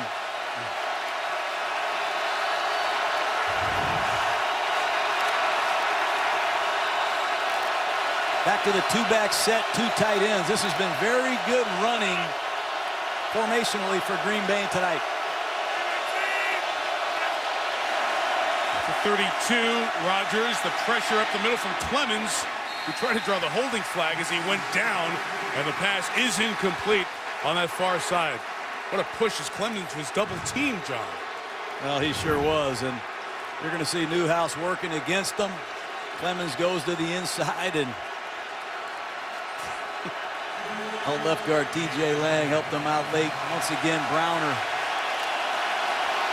Hands to the face is what Green Bay wants. A lot of physical play everywhere on this field tonight. 3rd and 10. They bring a 4th defensive lineman in, and they blitz Rodgers, who gets rid of it, and James Jones hangs on for the first down at the 45-yard line. Second big catch James Jones has made tonight. That takes guts to go inside and catch that ball and know that Earl Thomas is going to lay the wood. Good pass protection. Watch Earl Thomas, his safety break on this throw. Great concentration by a veteran wide receiver, James Jones. We always talk about the guts of the quarterback. Sacked 8 times. How about Rodgers hanging in with Bruce Irvin ready to hit him? Great stuff. Couple of 3rd downs picked up on this drive as Benson goes left, chased down by K.J. Wright. Loss of about 4 yards. It's his 2nd tackle for loss. K.J. Wright is going to be an emerging star, I believe, in this league. He's going to see the stretch play to his left. He finds a lane. He runs through there and makes a nice open field tackle. That's just good run defense by Seattle. Heads up play by K.J. Wright, pulling off a horse collar right there, Mike. So much for the 10% chance of precipitation tonight. Lisa Salters tells us starting to drizzle down on the field. 2nd and 13. Finley can still go. Hasn't been touched yet. He's a couple of yards shy of the first down. He gets the extra yards on that roll to the 47, setting up 3rd and 2. I don't know how Aaron Rodgers can contort his body and throw these passes. Watch how he gets rid of this one.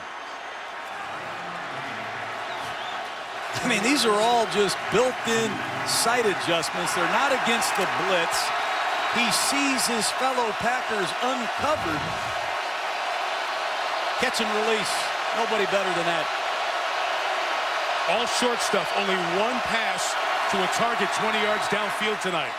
And that rocket off Finley's hands, but a pass interference flag is thrown on Cam Chancellor, the safety. Well, he thought he timed it just right.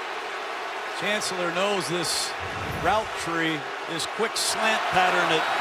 Pass interference, 31 on the defense. Spot foul, first down. You know, these pass interference calls have to jump off the screen at you to be called, Mike. That's a terrible call in this situation, I believe. Pass interference calls should call themselves. They ought to be obvious to everybody on the officiating crew to make that call. That's not good. Again, that's the speed of the game that these current officials replacing the veterans are needing to adjust to. 3rd time this half that a penalty on Seattle has kept a Green Bay drive going with a 3rd down flag. Rodgers looking for that shot downfield again. It's covered, so he throws it toward Nelson, who was well covered. Seattle has not given Rodgers any chance to get it deep downfield. James Jones is exhausted. He and Richard Sherman are having, I mean, it's a one-on-one battle at the bottom of the screen. That time they're looking for a sharp post pattern again off play action, and Richard Sherman and James Jones are going at it. Here they go one more time. Look at Jordy Nelson and Brandon Browner. This is the most fun I've had in a long time up here, Mike. From the 39, another Rodgers rocket is a first down for Jones in front of Sherman. This is two of the best at what they do. The old back shoulder fade. Sherman knew it was coming. It's the Green Bay Packer form of a cut-up. He's going to act like he's going right by him. Ball's thrown on the back shoulder perfectly. Hard to defend. Seattle has 2 3-and-outs in this half. Green Bay has had the ball the entirety of the half, but those 6 plays. 13-play and a 10-play drive for a field goal. He wants Jones again at the bottom of the screen. Working on Richard Sherman. Looked that way, now comes back to the other side. And it's Cedric Benson, brought down by the safety Chancellor at the 21-yard line. Well, you can feel that coming. Look at, we got a wrestling match going on in the end zone, 20 yards away from the play. Jordy Nelson is not the one involved. He ran down there to try to break it up as Brandon Browner was involved with Greg Jennings. There was no flag thrown until the very end of the sequence. Take a look at it, what happens down the field. That's a cheap shot. I don't blame Jennings for being upset with that. And I don't see a flag out by the 5-yard line. Meaning I didn't see the officials get that cheap shot. And Greg Jennings told Lisa yesterday, he's like, I hate bumping, I don't like bumping around coverage. I hate guys touching me as I'm trying to get my release off the line. And the cheap shot, he multiple reacted. fouls. Personal foul. Defense number 39. Personal foul. Offense number 85. Offset. Second down. And that's only because that's all they saw. They missed the first egregious foul on Browner. Well, Brandon Browner was the most penalized defensive player in the league last year. We know that. He's an outstanding football player. Pro Bowler, 6 interceptions, 2 returned for touchdowns. He doesn't need to do that to prove he's an outstanding bump and run Pro Bowl corner. Keep your poise. It's the end of the football game. Composure is as important as anything right now.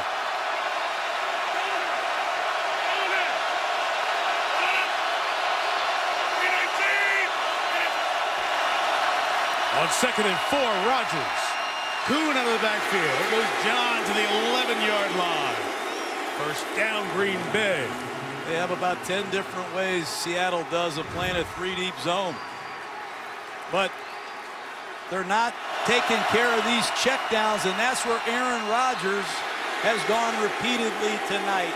That's a great sign of discipline by the MVP, Aaron Rodgers, taking what is given. By my count, this is the 43rd play of the half.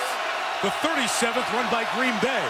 As Rodgers throwing as his receiver slipped. And we just told you it started misting about 7 minutes ago, and Jennings fell down. Take a look at it. It's going to be a sprint protection to Rodgers' right. Just a simple 2-man combination between Nelson and Jennings, and that's what happens when you don't practice. He missed a lot of training camp, has missed a lot of action. Greg Jennings has. Longest drive of the night, 14th play. And from the 11, Rodgers. Irvin got off the edge. Rodgers, he's rolling, pumping, throwing to Jennings, who slips but gets in for the touchdown. This quarterback, for him to get hit as many times as he got hit in the first half and to come out here and put a show on like this, that's why he is the MVP of pro football. Bruce Irvin, the first-round draft choice, is off to the races. Rodgers steps up and flushes to his right. Great work by Jennings, keeping it alive. Packer football. Gotta watch Second Jennings' reaction foot. play. Gotta watch Jennings' foot on the sideline here. There's a scoring play. It automatically gets reviewed. He's out of bounds there. The question is, where is the ball at that point? It's just scored on the field as ruled by the officials. Automatically replay. He's out right there. That ball looks to be short of the goal line. The previous play is under review. Right there is a great look at it. But it would be a first down for the Packers. Touchdown for now, but it might be overturned in replay. ESPN's Monday Night Football is brought to you by New Era, Fly Your Own Flag, and NFL Hispanic Heritage Month. Visit NFL.com/Espanol and get a look at your team's Hispanic Heritage Month celebrations. You saw the Space Needle, iconic shot in this beautiful city, and our aerial coverage from Seattle tonight is brought to you by DirecTV. All right, let's go to this replay being looked at by Wayne Elliott. Will the touchdown on the field look to be a yard short? Might be enough for a first down. Here's Wayne. After further review, the runner stepped out of bounds The ball will be placed at the 1 1/4 yard line. It'll be third down. The 1 1/4 means it's going to be 3rd and 1/4 of a yard.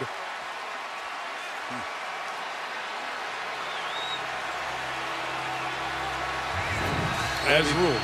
Heavy personnel by both teams. Watch the splits of the offensive line, how tight they are as they try to wedge this ball for a half a yard right into the teeth. The strength of this Seattle defense. Mebane, Branch, Red Bryant. Don't put it past Mike McCarthy to run a play-action pass, Mike.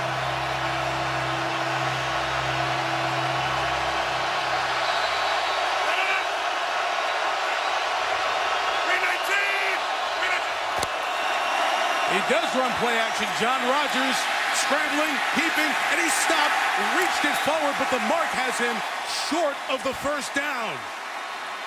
Clinton McDonald, a very active inside tackle. Makes a great play, and this is going to be an interesting spot. You're going to see a corner route here to DJ Williams. The fullback's in the flat, and McDonald comes from inside out right at the stripe. Wow, very good play. The rookie Bobby Wagner, along with the 4th-year man McDonald. They are short, so what do you do now? 7-6, field goal gives you the lead. Well, Seattle has -1 total yards in the second half. I'd be surprised if Mike doesn't kick this and get the lead. It's been a long night. That's just what he's going to do. That has been officially ruled, by the way, a sack for no yards. So that's technically the 9th sack for Seattle. We're trying to get the lead out of this. Remember, they went with the fake field goal 11 days ago against the Bears, but just take the lead here in all likelihood with Mason Crosby, who's kicked 2 field goals tonight.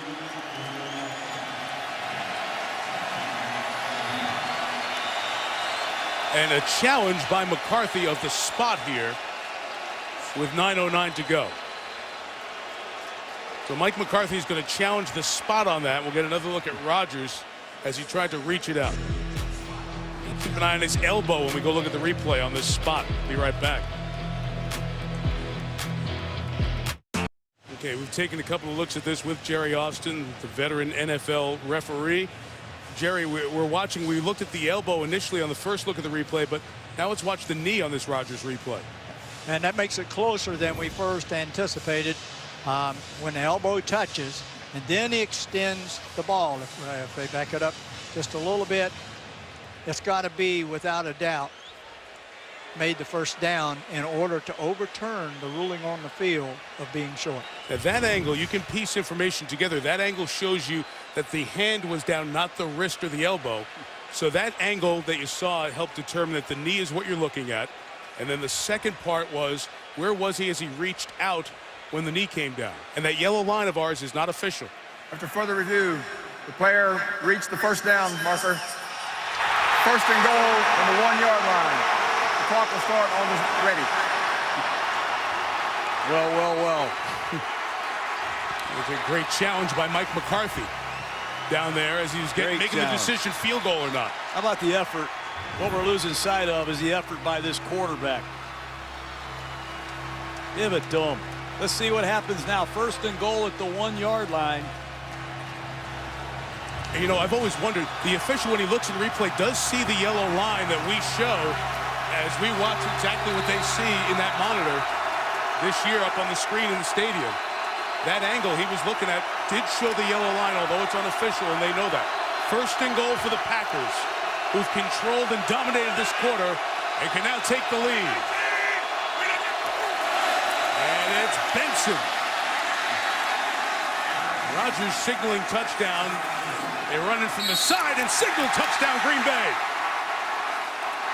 This might be reviewed as well. Great second effort by Cedric Benson. Reverse pivot, and they slam this ball right behind number 71, Josh Sitton. He's laying across bodies there as he breaks the plane, so that's a touchdown. Great effort by Cedric Benson. He's been a big factor in this second half. And they'll go for 2 with a 12-7 lead. Once that touchdown is confirmed, and it has been as the referee blows it ready for play. Packers 1 for 1, going for 2 in the first 2 weeks of the season.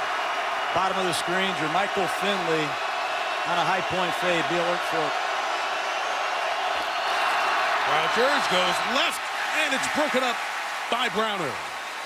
Oh, you pick your poison. You throw it to James Jones against Browner. You throw it to Finley against Sherman. That time, Browner's up to the challenge. The Seahawks have only run 6 plays in this half. The Packers have 12 points in the lead.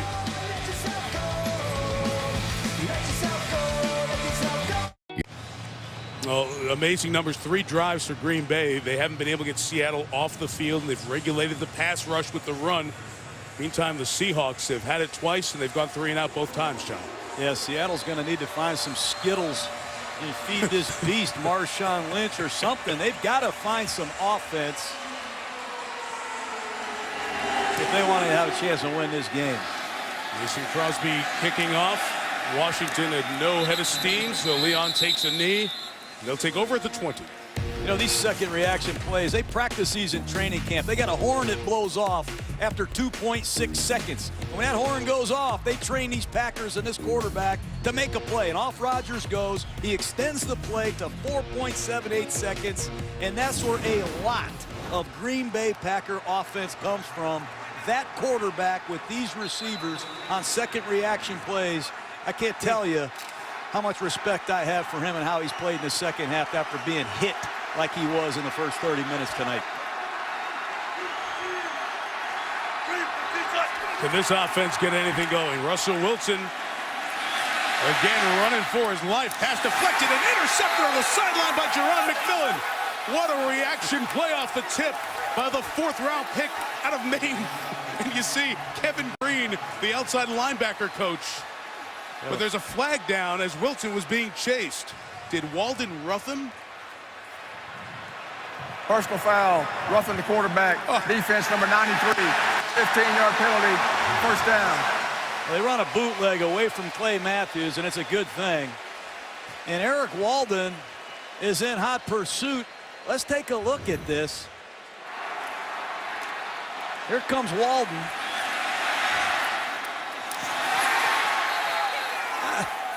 Just don't see these. There's the tip off the hand of Evan Moore. McMillan made the play, got 2 hands down, inbounds, but boy, he's running out of the pocket. You're talking about going low on a quarterback, but that's a tough one. First down of the half, and Marshawn Lynch with the carry for 6 as Ryan Pickett makes the tackle. Look into the eyes of Marshawn Lynch right now. This is what he's known for. He's one of the great closers in pro football. There's not a lot of backs that have been featured on the tapes I've seen this year, but Marshawn Lynch is one of these backs that has vision, incredible determination, and they're going to feed him here at crunch time. Here's Lynch moving forward, so Seattle gets its 2nd first down. First one not by penalty after a gift. Oh. A gift of a first down by flag on that roughing the passer. Well, Green Bay's drive was kept alive by a questionable pass interference on Cam Chancellor. I agree with you, Mike. There have been a lot of penalties tonight. What has been pointed out very clearly is react to the calls that are made. Try to keep your poise. Easier said than done.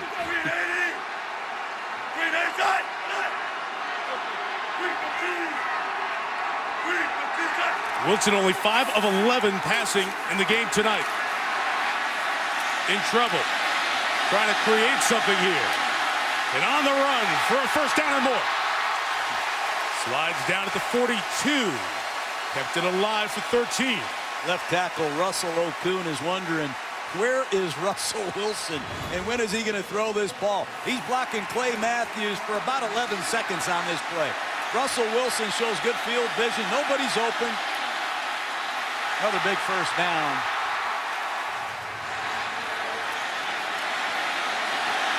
He's using his feet to keep a lot of plays alive tonight. This is where they took a shot in the first half for the big score to take. And they've come back with an extra offensive lineman again here. Lynch almost bobbled the handoff. And Sam Shields chases him down from the corner. Gain of a yard, another flag down. Seattle already penalized a dozen times here tonight.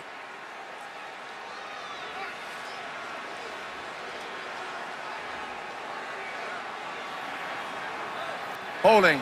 Offense number 76. 10-yard penalty. Replay, first down. It's on Russell Okung, the tackle who was blocking on that last play. Okung's had a lot of problems with penalties early in this season, and that's a big one right there. Let's take a look at what happens. He and Clay Matthews have been going at it.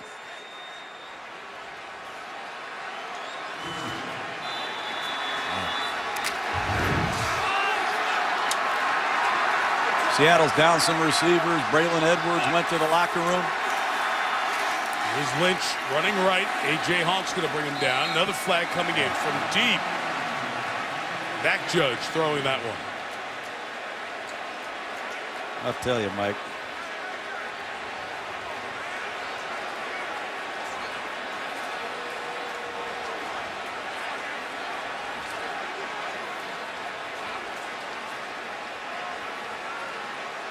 Self-control. Holding. Offense, wide out number 87. 10-yard penalty.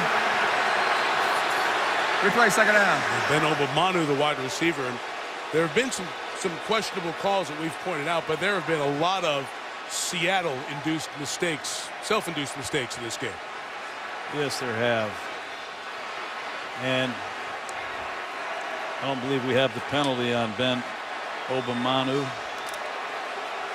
But it's important Seattle tries to get half of it back. Yeah, 14 flags, or 118 yards. Wilson throwing towards Sidney Rice. He battles with Sam Shields. And which way will this pass interference be called? We've got a penalty on every play. Yep. There were 4 in a row. But Charles Woodson is trying to negotiate it to go against Rice. And from the reaction of the players, it will be on Shields of the Packers. But there's a long conversation going on here. Take a look at it. I think it's on Sidney Rice. I don't even believe they're going to call this on Sam Shields.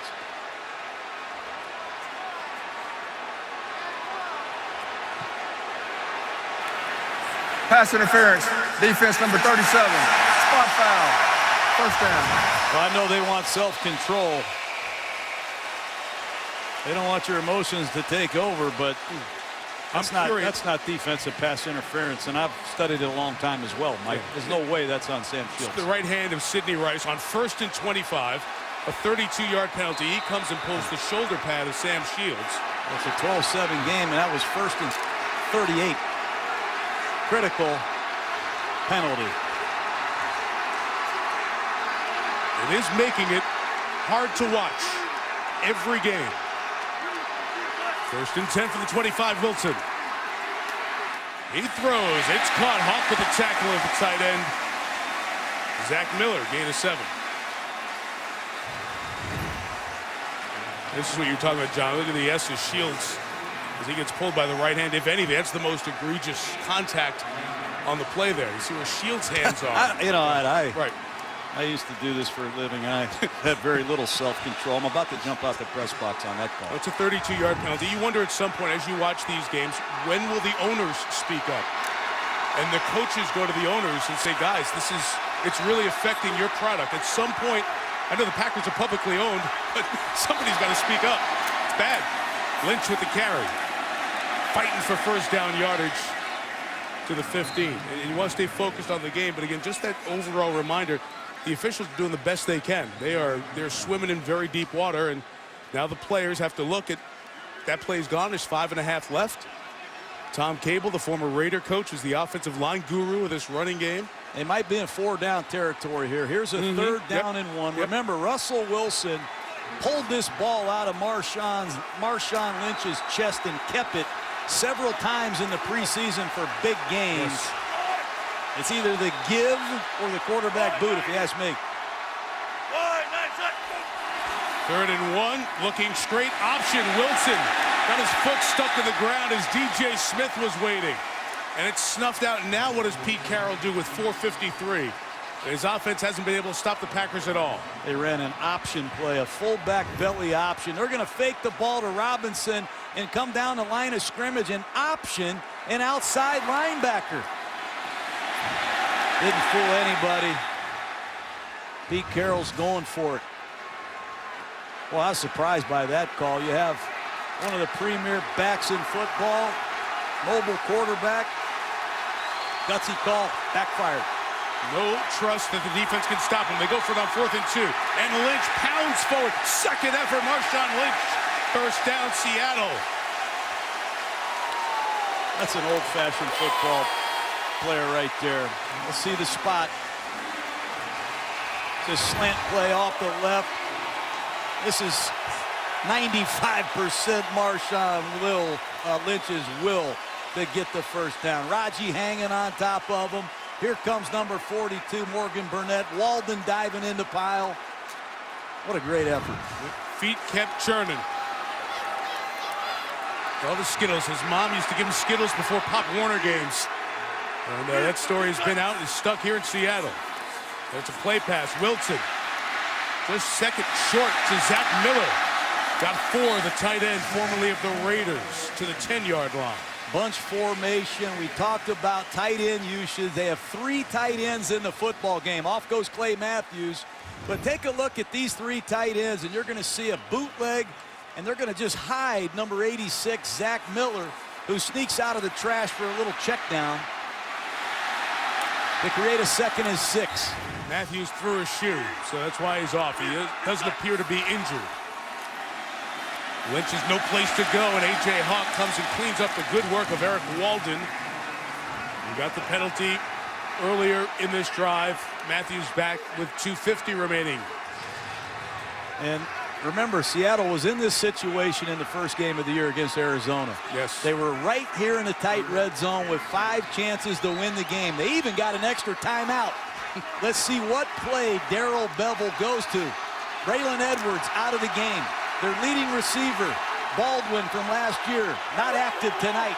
Sidney Rice at the bottom of the screen. Covered by Sam Shields. Wilson goes the other way on the slant. It's caught by Golden Tate.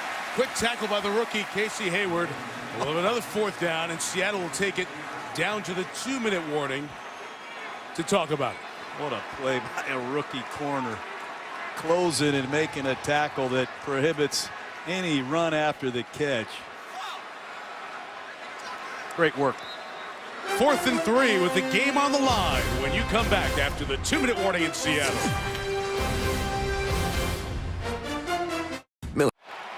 What's up, Stuart Scott with my man Tama right here with the Bird coming up on the GMC postgame report.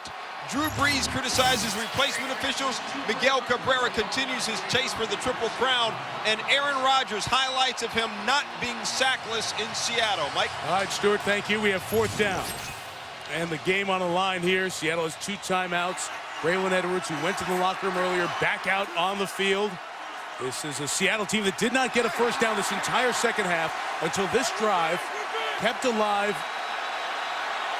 by a roughing the passer penalty on an interception by the Packers.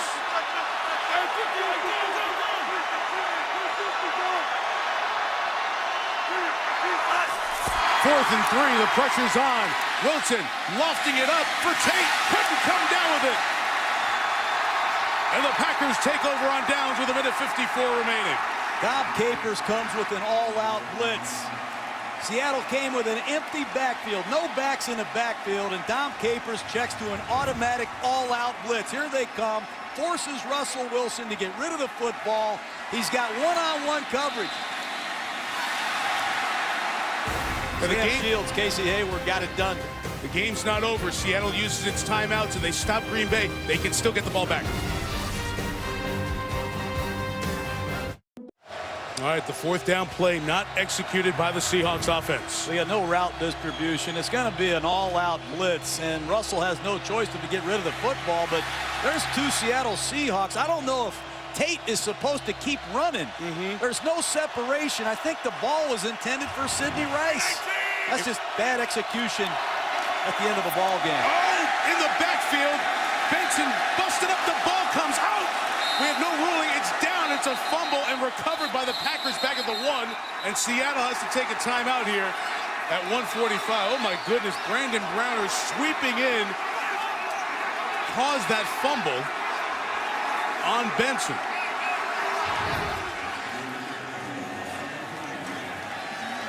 His hand was down, he never went down, so the play was still alive.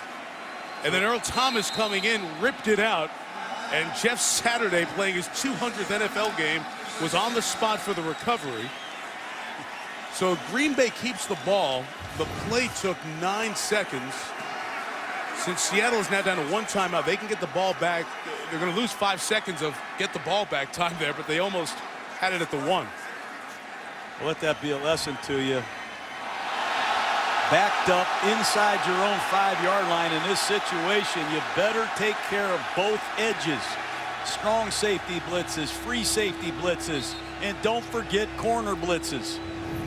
Brandon Browner from the left side of your screen comes screaming off the left side. John Kuhn never saw him. If you're a fullback, a tight end, or a tackle in this situation, expect edge pressure.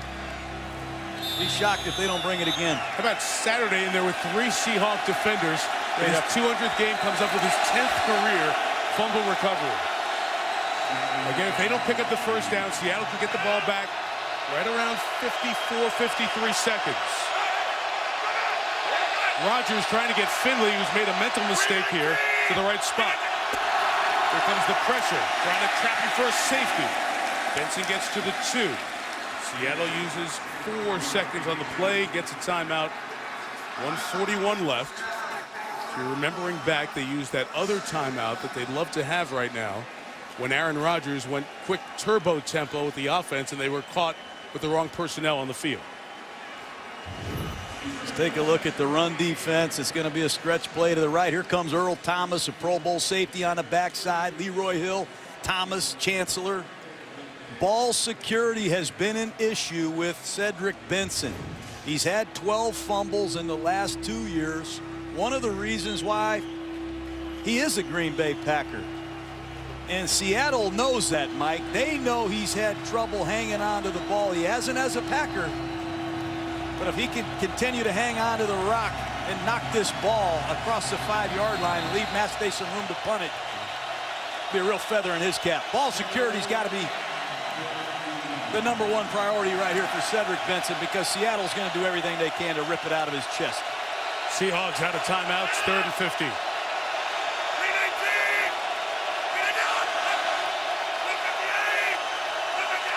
Try to draw him 5 extra yards, so they give it to Kuhn, the fullback, who goes to the 4. So that 40-second clock kicks in now. And Green Bay will probably take all the time, perhaps call timeout when they max the timeout. The clock will say 00 with 57 seconds left, and now Leon Washington will go back to accept a punt. And that's why you work on clock management. Seahawks could get it with about 50 or 49 left. No timeouts and needing a touchdown. Danger punt situation, and look at the people Pete Carroll's putting back out on the field here. I see Alan Branch. Big bodies. Here comes Earl Thomas and Chancellor. All right, so the Packers take the timeout at 57 seconds here to maximize the amount of time. And it'll be 4th and 13 in the punting situation. And let's think back to the start of the last game here when special teams for Seattle had a huge impact. They forced Dallas to fumble the opening kickoff and then blocked the first punt of the Cowboys. And in the opening game of the season, Leon Washington took a punt back over 50 yards. He took a kickoff back over 80 yards. And in this danger punt situation, this ball has to come out quick. There could be a premier punt return opportunity for Leon Washington. And if you look at Richard Sherman down here at the bottom of the screen and Brandon Browner at the top of the screen, they have 2 big-time hold-up guys on the outside. They're trying to set Washington up for the play of the year right here for Seattle. How do you make this decision to go for the block or the return? I'm playing for the return. Washington is back. Neste, the punter, gets it away. Washington getting it on the run with space at the 45. Leon Washington has a block. Looking for the sideline, now circling back, wasting valuable time. He got nothing out of the return. And so they get it back with 46 seconds remaining. Well, Seattle came with an all-out block, and Richard Sherman totally vacated his gunner and came off the corner to try to block this punt. Watch him sneak in here and lay out and try and win the game for Seattle. A little surprised they didn't give Leon a little hold up on the outside. Gutsy call once again by this Seahawk coaching staff. Russell Wilson, no timeouts. Incomplete passes do not hurt you. A sack will kill you. Obviously, he's going to try to work this ball in a maximum protection down the field. I just am surprised they're going with a no-back set. See if the Packers can generate the pass rush. 46 seconds left. Worthy pushing up the middle. Wilson throwing down the middle for the tight end. Incomplete with no flag coming in. Evan Moore is a tight end that has down the field receiving ability. He's clearly the target that Russell Wilson is going to look to in this situation. Let's take a look at Charles Woodson, I should say, in man-to-man coverage. That looked like PI if there was PI. Because Woodson never really came back to the ball, and Moore was trying to find his hands through. They've told Russell Wilson, throw it up there for him. He's 6'6" and a half, the tight end Moore. 2nd and 10, 41 seconds left. Again, a three-man rush. And a Wilson rocket is caught by Rice at the 24. Out of timeouts, you can kill it at about 27 here. Hustle to the line. Wilson ready for the snap. Now they're going out of shotgun. They're going to not kill it. Wilson pumping. Lofton for Golden Tate. Sam Shields the coverage incomplete. 18 seconds left. Nice play by Sam Shields.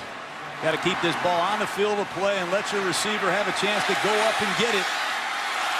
Second big play in the last 3 minutes of this game by Sam Shields. Ball's on the right hash. I expect Seattle to flood the wide side, the left side of this formation with Seahawk receivers. Here they come. 3 to the left, 2 to the right. And look for number 82, Evan Moore, down the seam.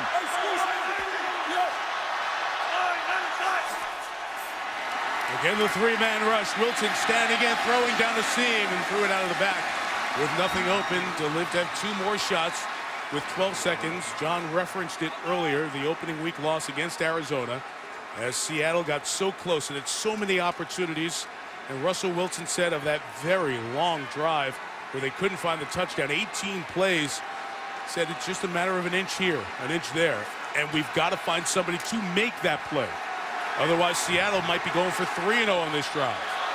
Again, 3 receivers to the wide side.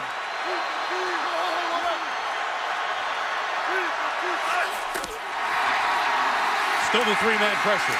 Wilson throws into traffic for Tate. Incomplete.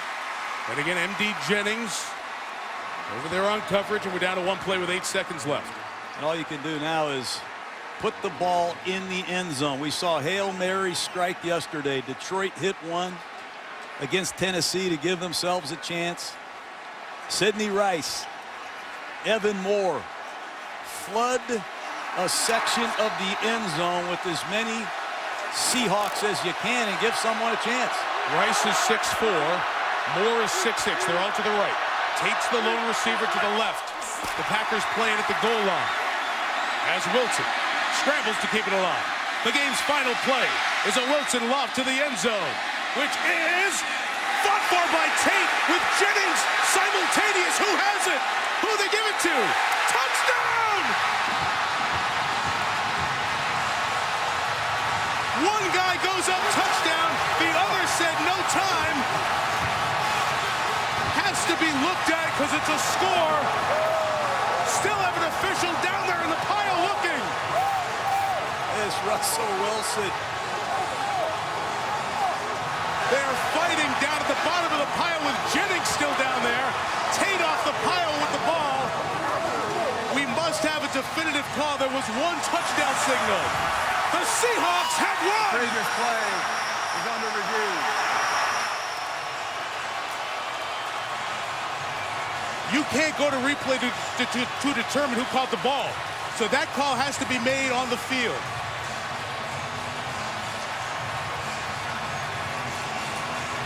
You see the one guy go up touchdown and the other go timeout like it's a pick. How does M.D. Jennings not get credit for the interception? I have no idea.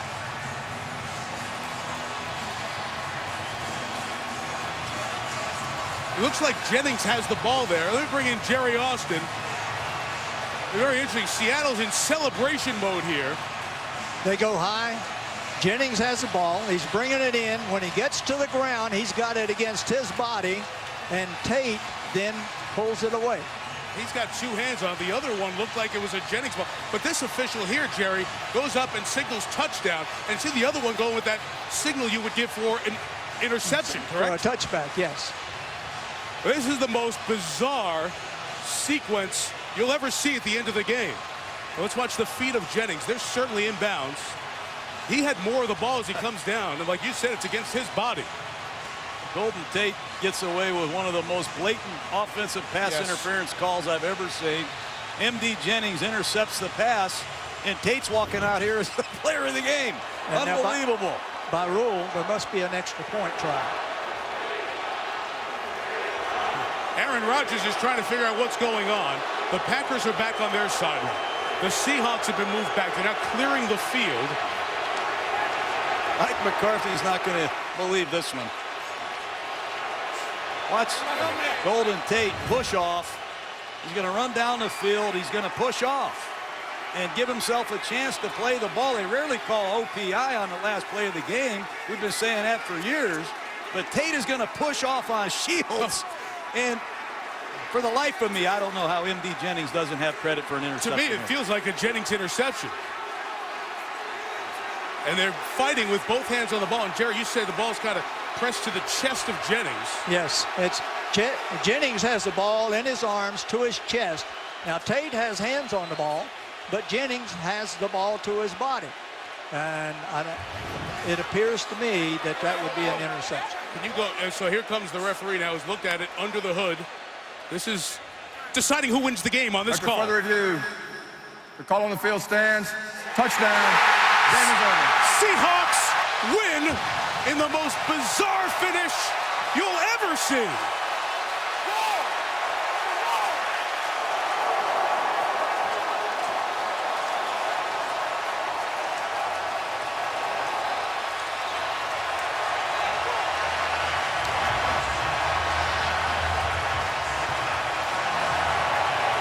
You need to try an extra point. The game is not over.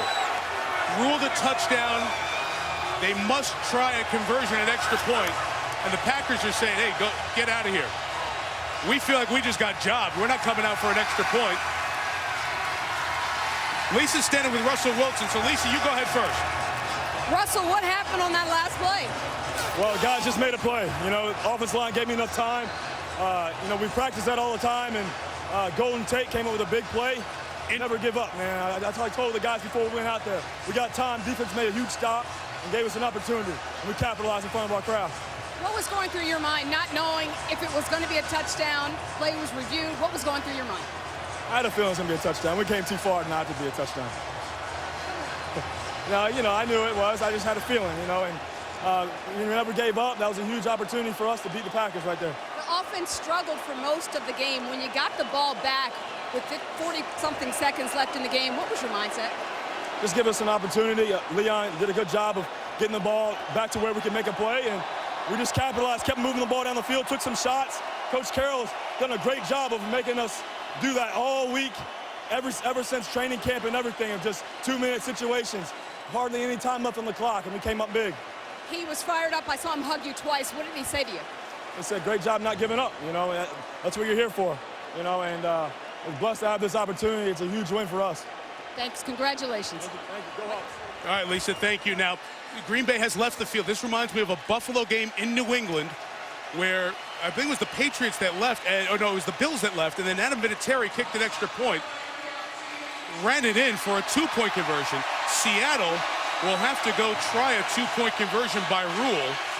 However, we're watching the officials walk off the field to the right, to our left, excuse me, as the Packers walk off to our right. The ref just asked Mike McCarthy at midfield about it, and McCarthy said, forget it. And he took off with his team, so they will not try the extra point. This is another rule mistake in enforcement in this entire fiasco of a referee situation. The Seahawks walk away with the win. They're on now with the communicator. They're going to bring the Seahawks back, I believe. They should give them the game. They should give Green Bay the game is what they should do. Yep. There's no way Green Bay should fly 6,000 miles home after losing a game like this. That's what instant replay's for. I don't like the way this game finished. I have a bad taste in my mouth. And Wayne Elliott's on the communication with upstairs because they're in the communication with the league office to get the rule properly. Let's go back to the play again as Wilson kept it alive, John. Well, it's pass interference. We talked about that on Golden Tate. He gets away with it, clearly. And I thought Jennings had the interception. And you've always told us, John, offensive pass interference is almost never called on these Hail Mary plays. Exactly right. You know, Green Bay is going to have a hard time getting over this, not just because of this play, but it was 1st and 30. They called a terrible pass interference call on Sam Shields against Sidney Rice. And then to lose a game on 2 plays like this, I've never seen anything like it. Too much at stake, too much hard work. Tragic. You see, it feels like Jennings has more of the ball than Tate does at that point, just as you look at it there. Now the referee is running back as you watch one more look at this replay for this meaningless extra point that they're still trying to figure out if they need to perform or not.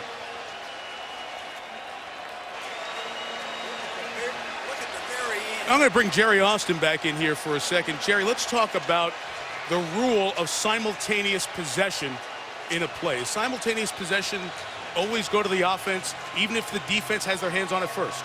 That's correct. If it's simultaneous, that means both players are possessing the ball. But on this, Jennings is going. Jennings is going for the ball. Jennings is going the ball. He brings it to his chest. All Tate has on it is one arm. Yeah. And then the official comes in and rules touchdown. But Pete Carroll is right down there, and now he's down on the field with Lisa. Thank you, Mike. Pete, have you ever seen anything? Hey, Chris, give me 11. Just a minute, Mike. But he's saying get me 11 guys because they're making him come back and do the extra point. Go ahead. Tell me what happened. Yeah. The rule is you have to finish the game, so you have to kick the extra point. It happened to us years ago in New England against Buffalo. So these guys got to come back out and kick it without them on the field. That's just the rules. I don't know where the officials took off. I don't know what to tell you. But we'll do it. The last play of the game. How did that? Tell me about the last play. Well, we had a protection to keep Russell alive, so we have 2 or 3 looks and see where we want to put the football, and it's just total desperation. And he went to a guy that can really make things happen. Golden Tate did a great job to make that play for us. I saw you hug Russell twice. What did you say to the kid? Well, this is what it is. He's got to make things like this happen if he's going to be big time, which he is, and he will. So now you're going to kick a point after with no one on the field. Yeah, I'm going to go down and watch it, okay? Thank you, Coach. Thanks, Lisa. The Packers are being told that they need to send some folks back out here, and they're not getting the greatest response, I would imagine, at this point. You have some Packers coming out with their helmets on for this. I've got to wonder if this play, John, we have said all the way through this, got to play through plays, got to play through this play or that play. When it impacts the end of a game and the outcome of a game, is this the impetus to change this lockout situation? We don't know. Time will answer that.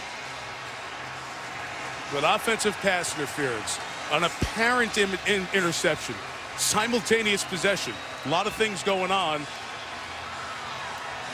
Here comes some Green Bay Packers back on the field. This is comical to me, really.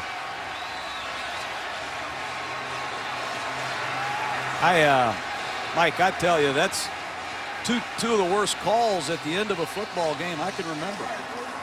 I agree with you, John. Just to get to the real specifics of the rule,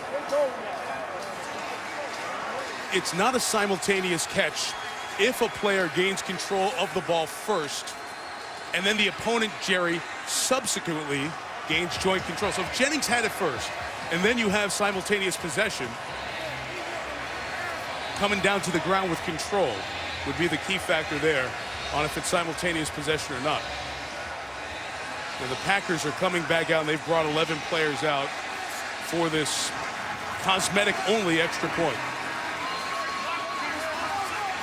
I've lost controversial games in the past, and controversy is one thing, but to me this is another. There was no time in the clock, so there's no kickoff after this. Potential for an onside kick. And the Packers are really doing a classy solid here by coming out even for this. I don't know if I could ask 11 of my guys to come out after you've been jobbed the way they have. And there is M.D. Jennings, who thought he had the game-winning play. And we're not taking anything away from Wilson or Tate or the effort they made on that fourth down play. And Russell Wilson, we all remember the Hail Mary that Michigan State dropped on Wisconsin, the heartbreak that he went through. And now, crazy game. The game is over. This will cause a stir in some houses, I tell you that.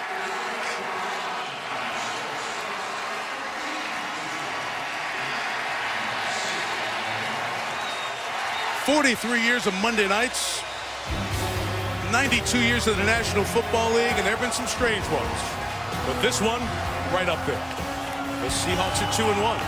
The Packers are 1-2, and have one of the worst flights home ever. Final score in Seattle: Seahawks 14, Packers 12. With John Gruden, Lisa Salters, our entire ESPN crew, Mike Tirico saying goodnight from Seattle. This has been a presentation of ESPN. Don't worry, the conversation about this one has just begun. SportsCenter is next. ESPN thanks you for watching this presentation of the National Football League.